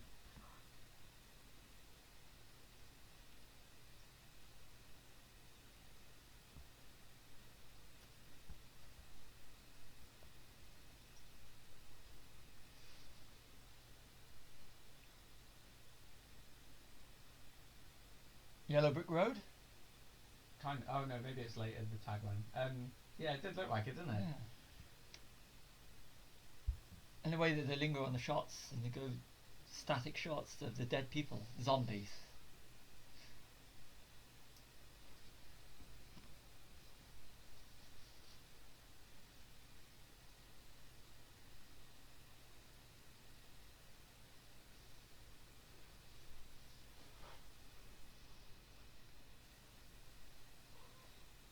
They know the ending is inevitable, but they're still trying to save Roger. That's what I love about zombies as a concept. You are utterly screwed if any of them even get near you, or touch you, or bite you. So it is literally survival. You have to be this perfect organism.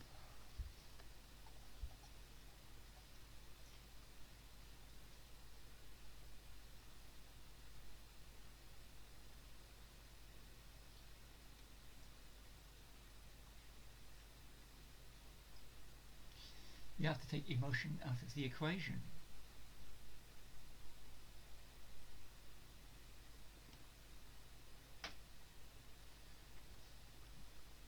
I'm vegetarian. I used to. I am going somewhere with this. And I used to work as a butcher. People always wonder how I could do it. You take emotion out of the equation, and it goes with, when people would go and we'd go on about like different animals and stuff, I'd be going, well, Yeah. I it's I'm paid to do a job. I do the job. I don't think about, you know. But a lot of people, don't see it like that. And I say, well, what's the difference between some cultures eat animals that we wouldn't eat, like horse or dog or cat, and it's all about or halal stuff. People don't. I'm going, well, it's people don't like it because either they don't understand it or anything, and because they humanize when it comes to cat or dog or horse, they humanize the animals. At the end of the day, it's all right to eat one and not the other. Yeah, like we wouldn't eat things that could be our pets. Yeah. I say, well, I have fish as pets. Yeah. And I wouldn't eat fish. I don't like how they kill the fish. Yeah. But then you always get the whole, but that's different aspect. Yeah. Of it. So when you're in a situation like this, they were human, but they're not human anymore. No. And you want to survive, you take the shot. Yeah. See you all then. Yeah.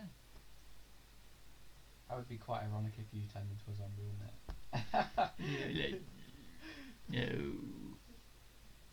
You'd have to catch me first. Yeah, I know, you'd be like one of them running ones. It's almost like you're watching a Holocaust film, isn't it? Yeah. The bodies don't matter.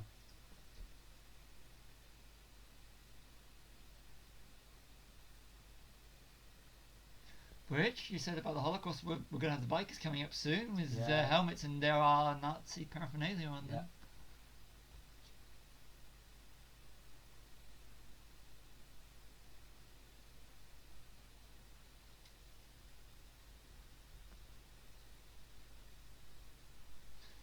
And putting take them to the, well, they're putting them in the freezer, but letting the bodies to be burned in.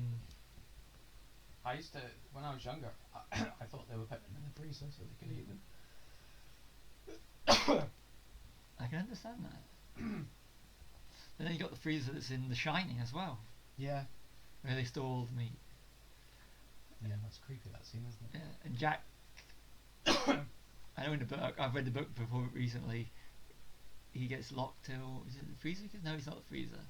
He gets locked in the cupboard. Yeah. Pantry. Oh, this is a scene I love, right? Yeah, the bank. First one.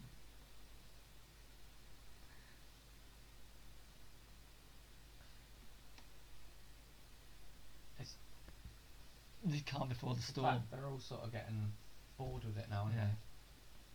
Like, it sounds like the greatest thing in the world at first, doesn't it? Being locked in the wall. Especially this part.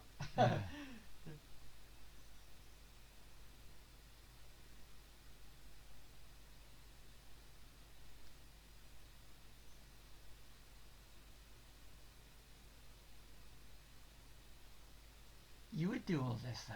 Yeah, of course you would.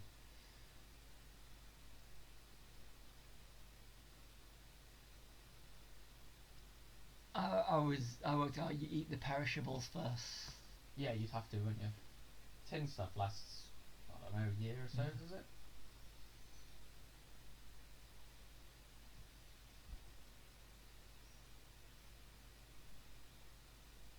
I think this is probably the reason people have zombie apocalypse fans is this film, isn't it? Specifically. Yeah.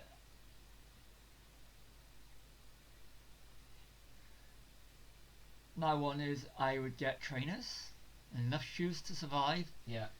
Enough warm clothes, and then head off into the woods. Yeah, sadly we're a bit fucked in this country for guns, but I suppose you could make bows and arrows and...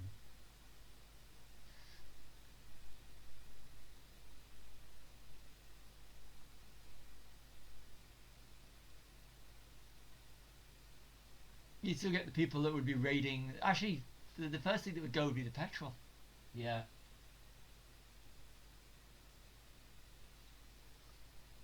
Which is a problem I have with Walking Dead, because even though they're on like the 10th, 11th season, there's still cars driving around, and I just think, surely not. We've seen what it's like after someone puts on social media that such and such a petrol station is out. No zombies around, yeah. Although the sheep that actually do go and fall for it. Yeah, I know, it's ridiculous, isn't it?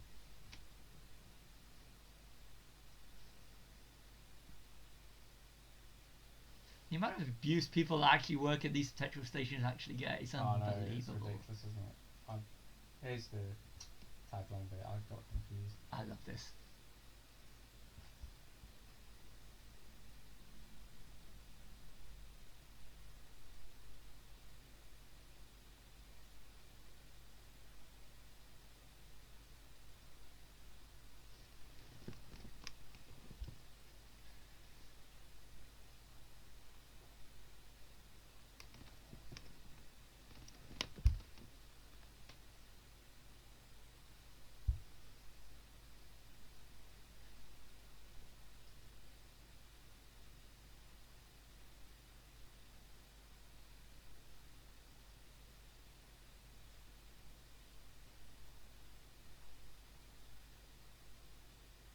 Great, isn't it? Oh yeah. Just the way he delivers it as well. You know, she does her collar up as if, Yeah. whoa.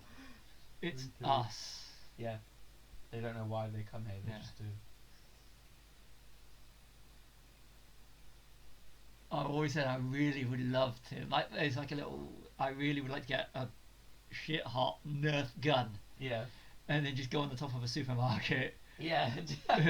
and just, you know, You know, or yeah, a mall. Shot if you did it over there now. Yeah, but just it's kind of like one of those cool things. You know, or the second floor of a mall, Yeah. and then just say that line. That would Yeah. be.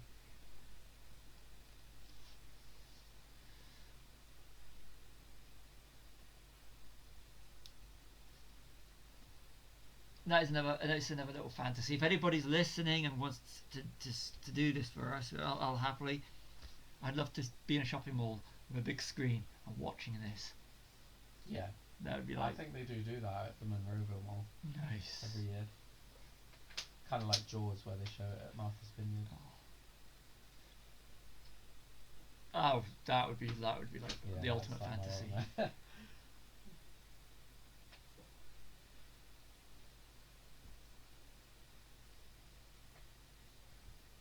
Well, the place, I don't know, is Hill Valley, was that just a Universal set? Studios. Oh, was it just a set? Okay, I thought it was an actual film.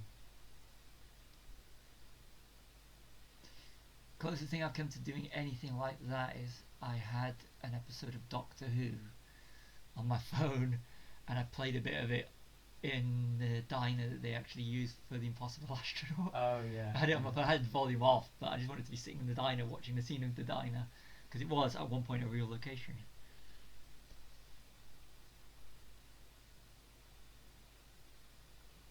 Get you, don't shoot you till you're dead.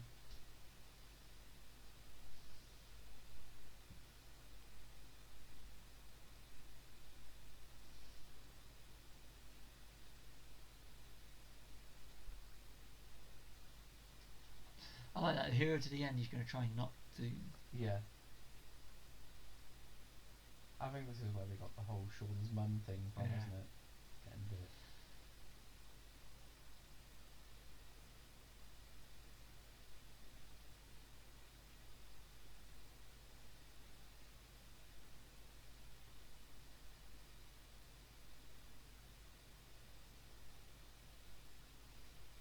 This is exactly what's going on now.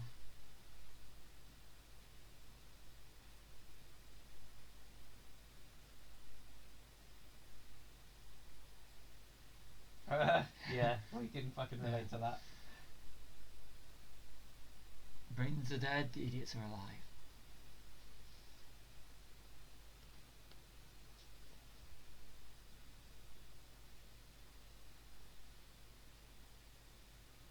I like the way he does that in this and Night, the way it's in the background. Yeah.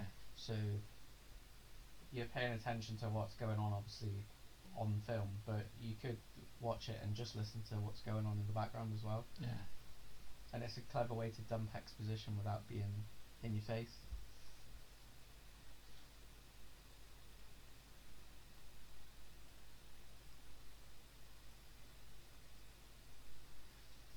No, it's superb. He knows how to do exposition better than anyone.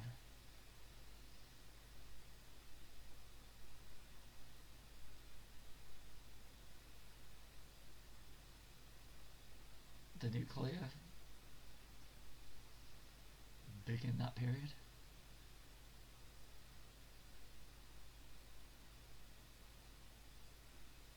you've ever seen the film The Crazies, good. No, Yeah, no. that guy with the patches in that as well. Oh. He's a scientist in that as well, actually.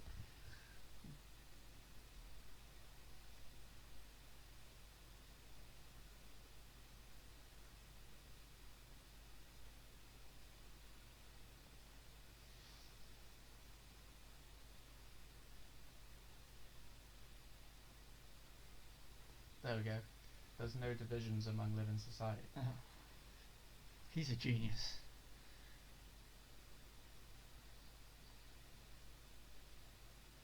Oh, superb. You take out one of the heroes off screen just so that we can focus on the survivors. And then he's in the background saying Yeah. we need to take emotion out, we need to be logical. Yeah.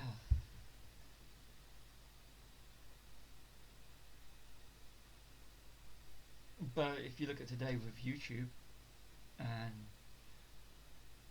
social media, where it's easier to spread rubbish Yeah, misinformation, yeah. than it is to spread the truth. I mean, if you want to listen to someone that really knows what he's talking about, Sacha Baron Cohen, and he Yeah. goes on about the power of misinformation and everything. If you just don't, if you can find any good videos in which you can on YouTube, and how he talks about it, you know, and it's.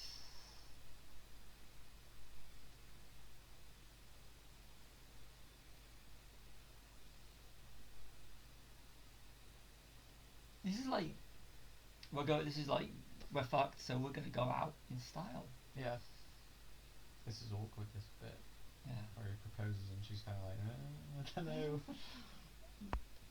Which it does also goes to conventions because they're having a child, so the other times it would be a child out of wedlock. Yeah. So But then again, with Romero, does that shit even matter anymore? no. But society says at the Yeah. time it was And more. we're trying to keep society alive, aren't we? Yeah.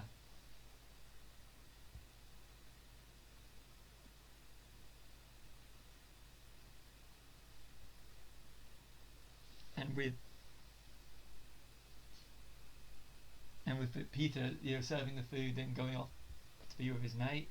Yeah. Right, Peter cooked the food. Yeah, I think he did, yeah.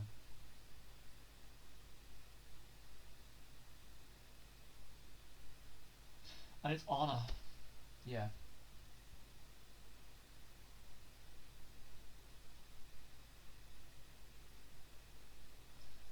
This is like the worst thing imaginable. What, being rejected? Yeah. Anyone that's proposed will know that here, won't they?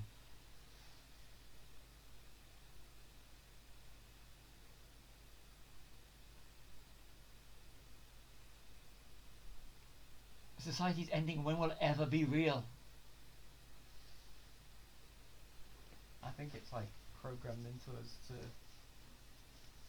need society, isn't it? Like we need all that stuff there to tell us what to do, and I don't think we honestly could survive anything like this unless you let it go and die.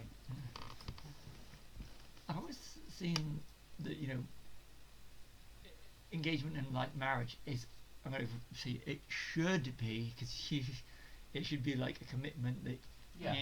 I'm not gonna mess around with anybody else, and that's all I Yeah. see it as a commitment in that sense. But as you with today, you do see a lot of people. Yeah, just use it as a Well, I'm still gonna go out and fuck around. yeah. They look utterly miserable now, don't they? Yeah. Wouldn't you be? Yeah.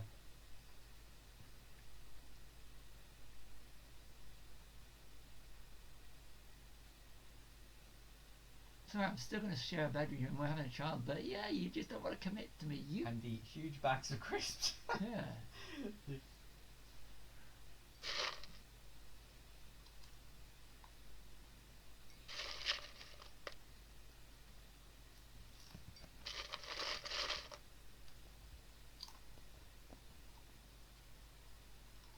Halloween. Is it Halloween or does the light look like a lantern? I think it's just the light. The whole film is Halloween, isn't it? Wow.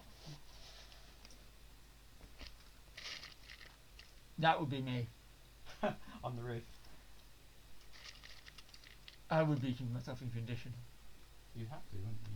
You couldn't let yourself go and do Jabba the Hutt. No.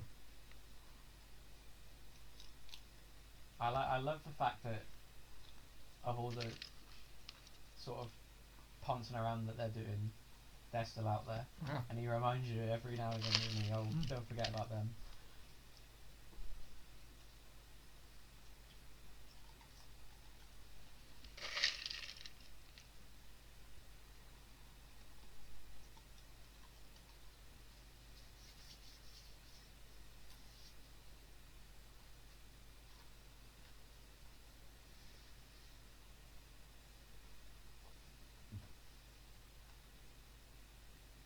She looks like a hooker.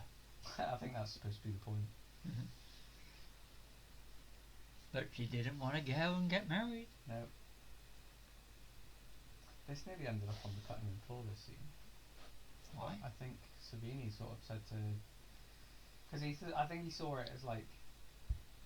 It just looks like another scene of them messing around, but it actually works because she's sort of realising all this shit doesn't matter. Didn't Savini do that effect as makeup as well? Yeah. So he gets to do something pretty for once. He does, yeah. If you like hookers.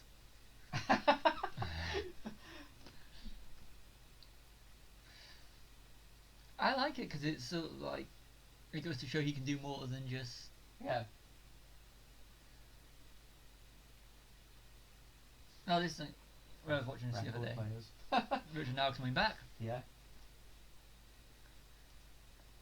It's kind of funny how we had the big. We had that period where we went into CDs and now it's digital downloads. Yeah. And now we've gone back to the original physical. Yeah, I think that's like the rise of like DJs have made them popular again, haven't they? Yeah. Do you remember what the last record you bought was? Before now.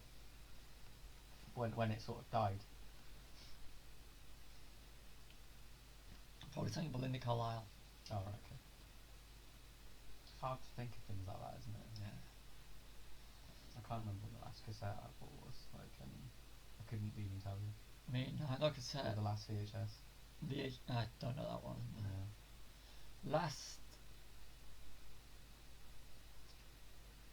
The last CD I bought was on a Majesty's Secret Service soundtrack. As in the most recent. Recently, I got the last few weeks. I do still buy CDs. I'm still into physical. I like CDs for film soundtracks. I love how awkward it is for Peter here. He's just like, oh. Yeah.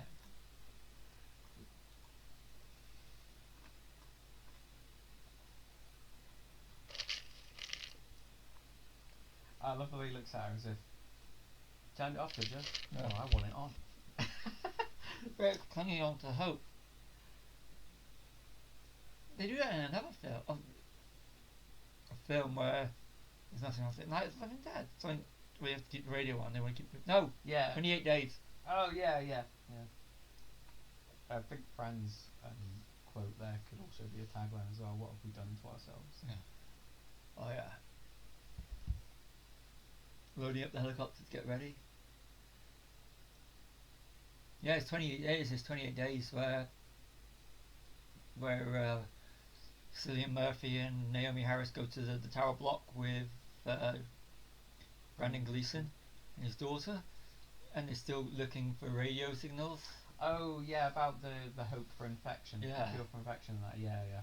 And it's just dirty old Doctor Who as a Yeah. rapist. He's scary in that. He is fucking scary in that. They all are.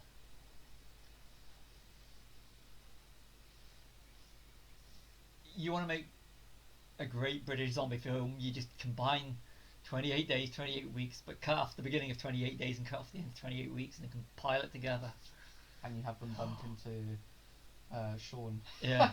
Oh, Sean would be cool. Oh, there he is. Yeah, man. Sure. Sorry, it's Tom Savini. I love how he's got a moustache coat. Oh yes. Slick one. It's a sex machine every time I see Oh, it. yeah. One of my favourite scenes is in the Dawn from Dusk Till Dawn series where Tom Savini's character meets Jake Busey's sex machine. And I'm Right. like, this is good. Come on, you got to say the. There's a fucking great scene it's only on the director's cut of the Dawn remake where, you know, the cameo that Tom Savini has where he's a sheriff on telly, and there's a woman's body twitching in the background. He's like, "We got a twitcher," and then he's like, "I think I fucked her last week." Oh. And you just think that's so Tom Savini to say it. He is so cool. Now this is society now. There is.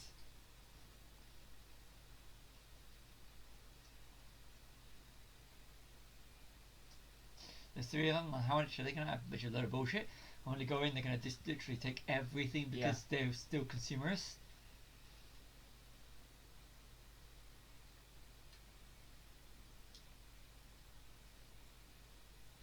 We don't like people that don't share, but we're going to come in and raid everything. Yeah. That's humanity in a nutshell, though, isn't it? Yeah. All this toilet paper's for me. Yeah. But look at all those assholes that went on eBay, or was it Amazon or somewhere, and bought loads of hand sanitizer, Yeah, I know. and they spent hundreds on it, and they were selling it. I tried to sell it again. I We sell it can on. never seem They to couldn't. just come together in a crisis, can we? No. It's always, how can I make money out of this? Yeah. And even our shitty politicians as well, having stakes in all the vaccine companies. Yeah.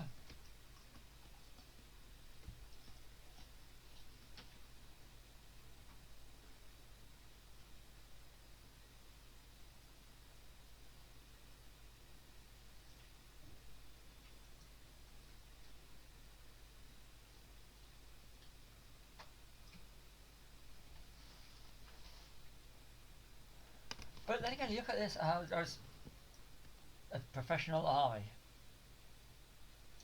People were going around following tankers recently. Really? One wasn't even a petrol tanker. And he followed the guy to the bit, then had to go at the tanker driver for not stopping to telling him he wasn't a petrol tanker. How about don't follow fucking... Yeah. Oh, what was it, like milk or something? Yeah, I thought it was something. If it was something, it wasn't. Or it was an empty tanker or something, and this guy got nuts because he was following this tanker for miles, just to find out it wasn't. Wasting petrol. Yeah. Yeah.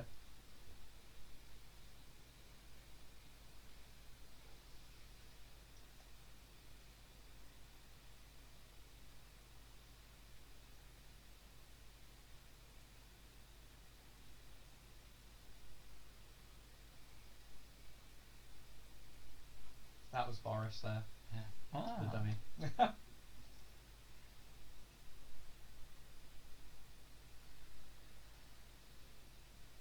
Again, the threat now is more of the survivors rather than the. Yeah. I think this is where you go into like Western territory, isn't it? Like Yeah. the siege and this is our town, not yours. But they just want to survive, but these people just want to. Take it off them. Yeah.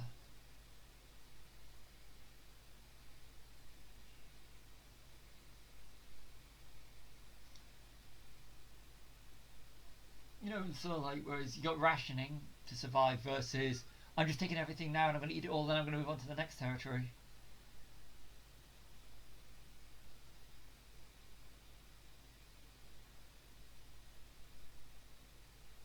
Oh no, this is the music from the bit where he says, "Kill Philip."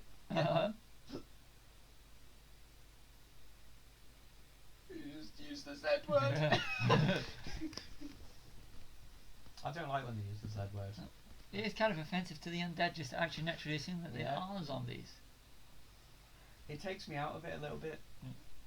I don't actually think it's that good anymore, but in The Walking Dead, Robert Kirkman, the writer, basically said in this, like these people were saying, how come they don't just shoot them in the head? Have they not seen zombie films? And he said, in this universe, zombie films don't exist, so they don't know what zombies are.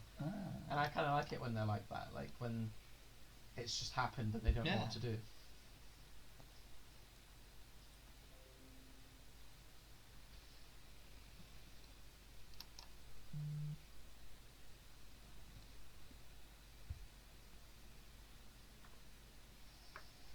It does make sense that if you don't have zombies in that universe, then You wouldn't know, would you? No.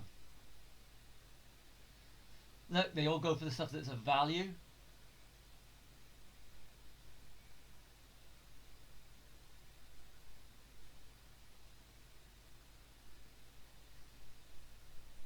Then again, the bikers are a society in themselves. Yeah. I think they did actually use a real biker gang, but not like a violent one, Yeah. just a... There's Tasso. Now, you think about it, a lot of, bikers and, anyone that looks different with long hair. Yeah, they're outsiders, aren't they? Yeah. Just think when people say biker gang, you think of like Sons of Anarchy or something, Yeah. and you're like, but gang just literally a lot of time just means they hang out together, doesn't Yeah. it? A lot of so-called biker gangs do good. Yeah.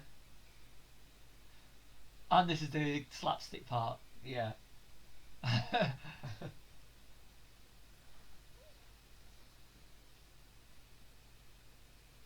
This was actually a joke from Night of the Living Dead, where George Romero was trying to think of a climax for it, and his wife said, "Why don't you just have them have a pie fight?" And I think he must have thought, "Oh, I'll do it in this one." Yeah, fair play.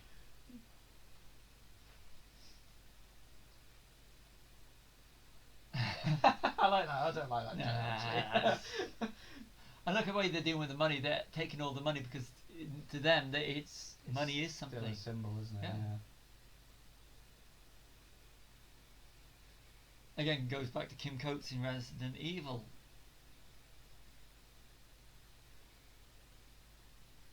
I love how that guy's got like an axe. Like, Yeah. where did he get that from?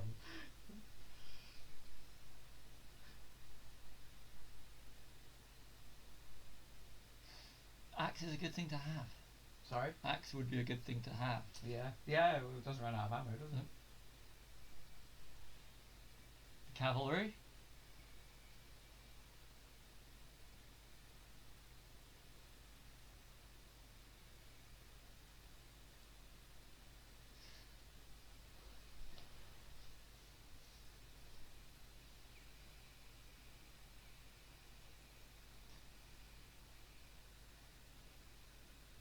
Picked the wrong people to fuck with this Yeah. time, didn't they?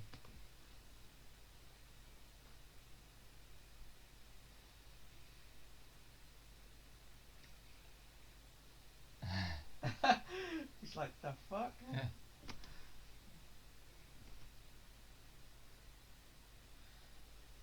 Machete. Tom Savini in the head. Yeah. Yeah. Nice little reverse shot there as Yeah. well.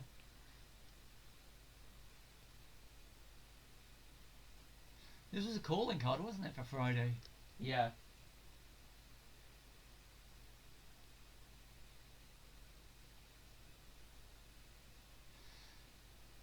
Clever. This is, all the good work that the four of them have done just goes to nothing just because of a biker gang. Yeah, I know.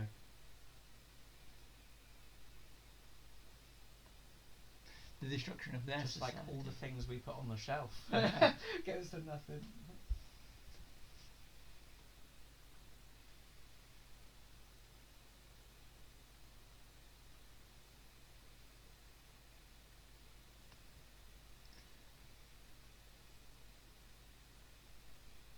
But the thing is, this is how people do react. It's sort of like they do want whatever that's not pinned down. Yeah. I don't need that, but I want it. Yeah. I might need it though. I mean, someone just ran out there with a dummy. Why would you need a dummy? Like, I just... There's no logic. But they're destroying the TV, the destruction of media. Yeah. Feel sorry for Flyboy here. Yeah.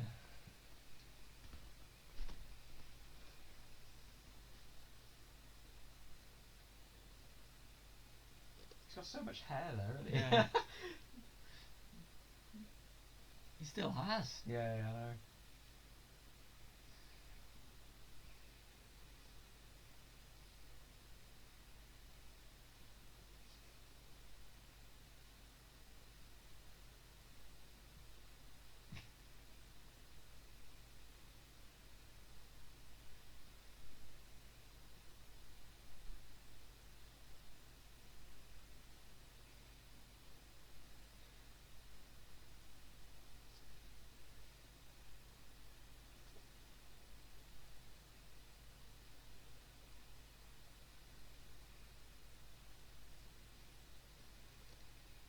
he get the sword from? Yeah, I know.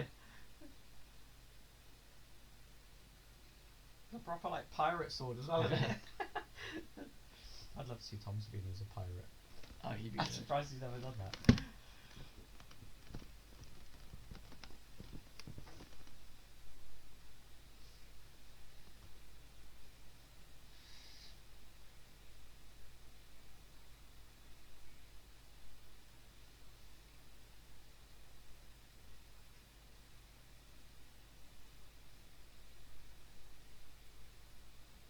Wouldn't logic have been for him just to hold up in the room until they actually pass? Yeah.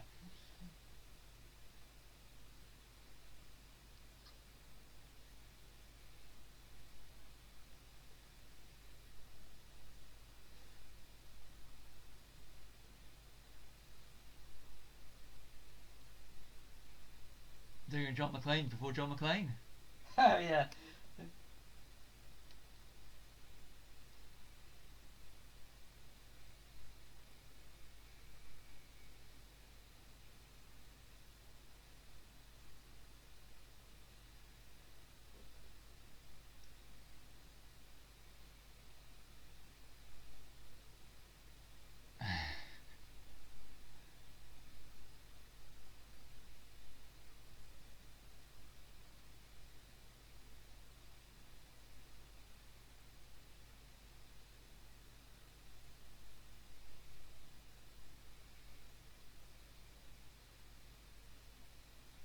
When he did that stunt in real life, there was obviously cardboard boxes, and his back and legs missed them and hit the floor. And he was in like a golf cart for the rest of the film. Ooh. I mean, he was still doing everything, Yeah. but he's just kind of like in pain. He's definitely a trooper. Oh, he is, yeah, he's cool.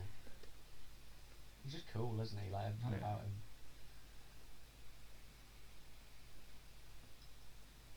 Well, he hasn't figured out how to change. You know, he's got the same style of clothes he always wears. He has, yeah.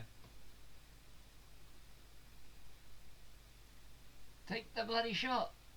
I love how he changes from a headshot there Yeah. to make him suffer.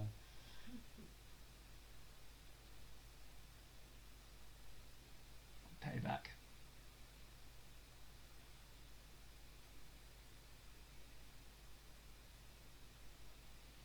This guy's a dumbass. isn't he? Yeah. I want to see how my blood pressure is.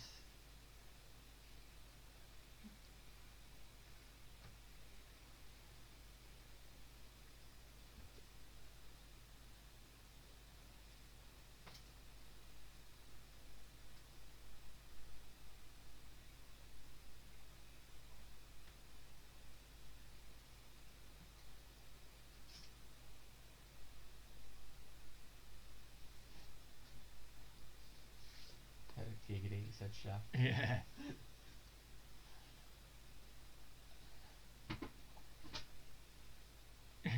So Peter is going to get Stephen's shaft. And isn't a Peter also also another name for male genitalia? I think it is, yeah. Well, according to that is gruesome. Again, you know how it's done, but it's still gruesome. Yeah, I think it's just, as far as I know, I think it's cow intestines. Ah, I feel sorry for the zombies having to eat it. yeah. Oh, they're probably not eating that. No.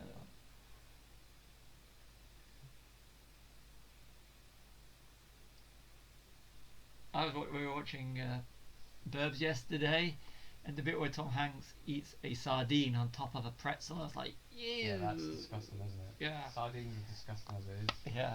Sardine! I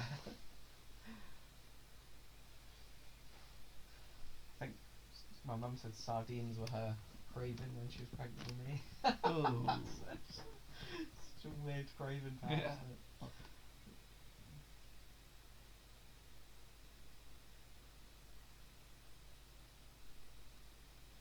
It's quite Die Hard actually. I've never picked up on that. I mean the vents and that.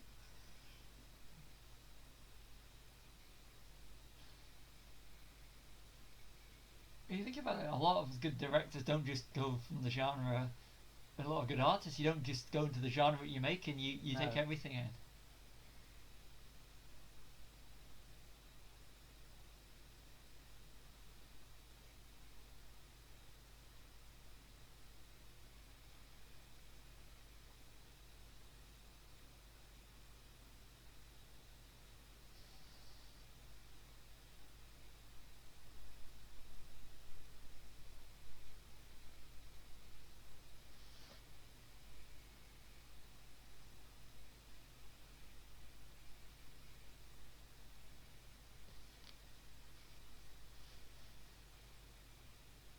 Dead. Why don't you do the honourable thing?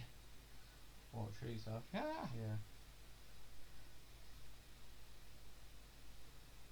How about I shoot you, then you shoot me.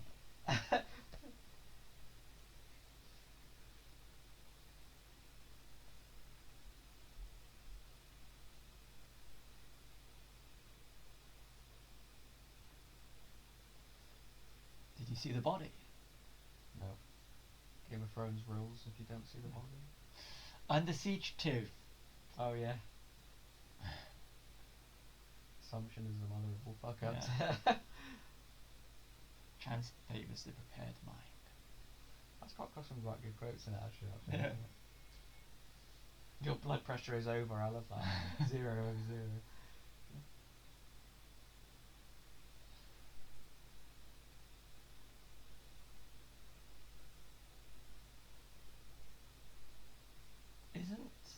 I've never watched Walking Dead, but I will eventually. But isn't Yondu from Guardians of the Galaxy? Michael Rooker. He is, yeah. And he was also in Mallrats. Yeah.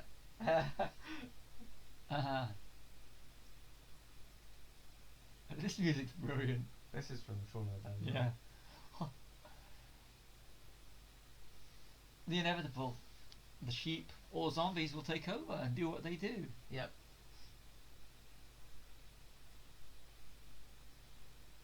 I don't know how he does it with his foot.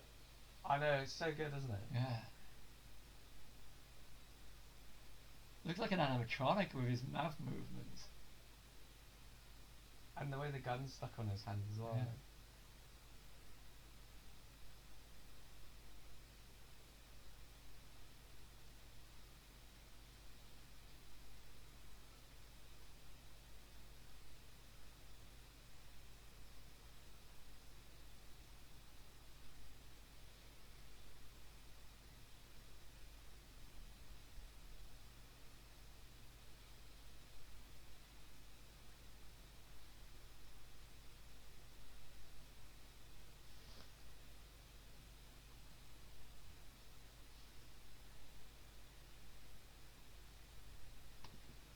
All that work and it's just theirs again, isn't Yeah. it?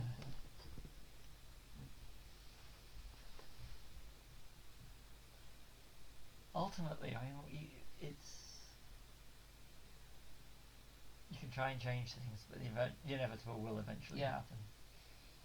And it's all down to the fact that it was society, the biker gang, that made it what it Yeah. is. And they're screwed as well because Stephen remembers where the fake wall is. Yeah. It's instinct. Any representation for the lad episodes has been practical to get them onto the roof. Yeah.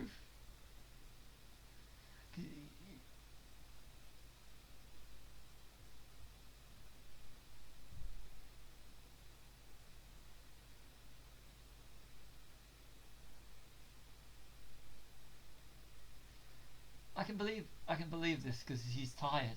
Yeah.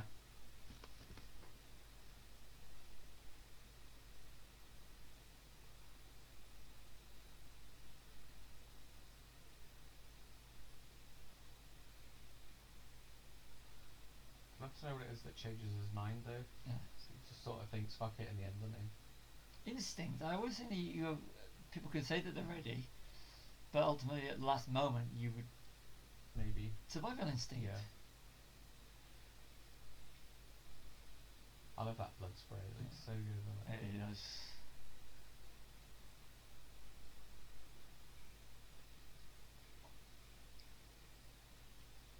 Mentally, you can say you're prepared for anything like this. Or I read my was the line from Last Crusade. My soul is prepared. How about yours? Yeah. But ultimately, when it gets to the last minute where you think you're gonna die, Maybe you wouldn't. Yeah.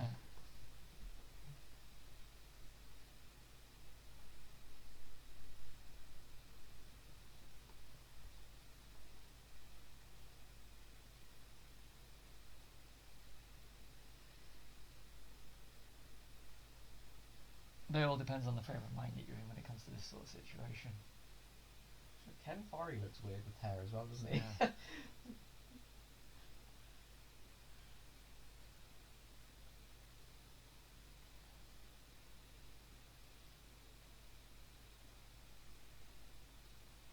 It's good. I like that they all look different.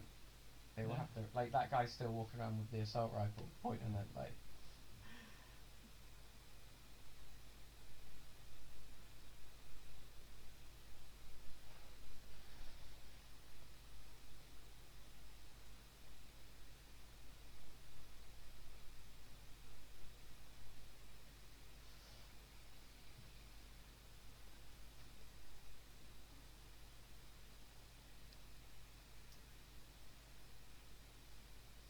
There's loads of people as well that think it's kind of silly that they use the ladder, but I don't know if it bothers me that much. And that is there. Yeah.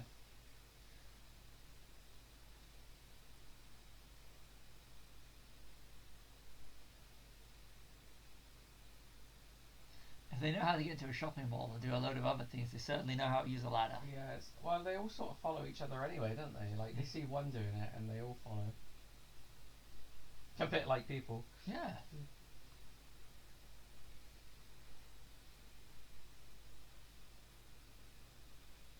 Sunrise on a new day? Yeah, dawn. Yeah.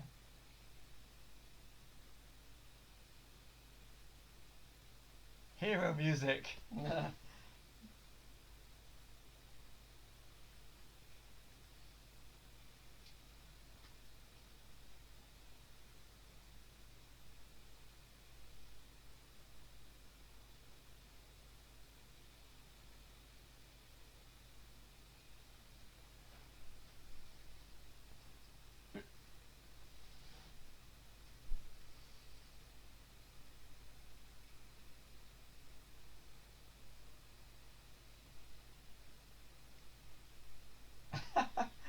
Oh, I've got a new one. Sweet.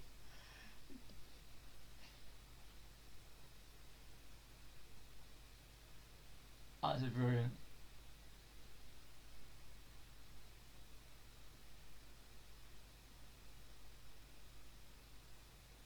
And our heroes go off into The sunset. Yeah. Oh, sunrise in this case.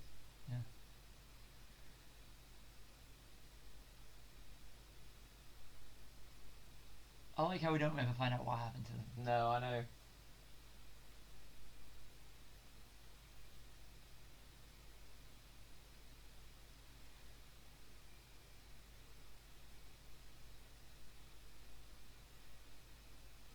Well, loads of people have always wanted to sort of, like, filmmakers have said they'd love to do a sequel about Fran and Peter after they leave. Yeah.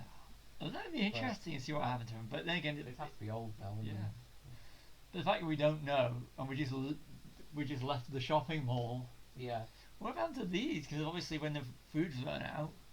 yeah, and they did have ammo, didn't they? But I don't think they got any guns. Yeah. And the zombies, they're going to be. That would literally be. That would be it for them. Yeah, Unless they can move on to somewhere else. yeah. But then again, that would show thought. So, as the credits go, every time the music just does remind me more of Shaun of the Dead. Sure, Because yeah, I've I watched Shaun of think the it's- Dead more. But I really enjoyed this. It's been Yeah. It's been my favourite horror film for a long time. Just always, something's always resonated with me yeah. with it. I don't know why. Especially recently.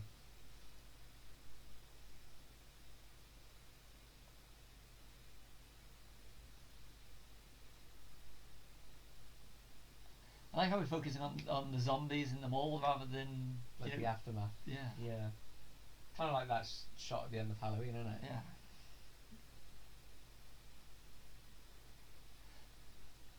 Okay, any last words? No, I just don't think they make them like this No. anymore.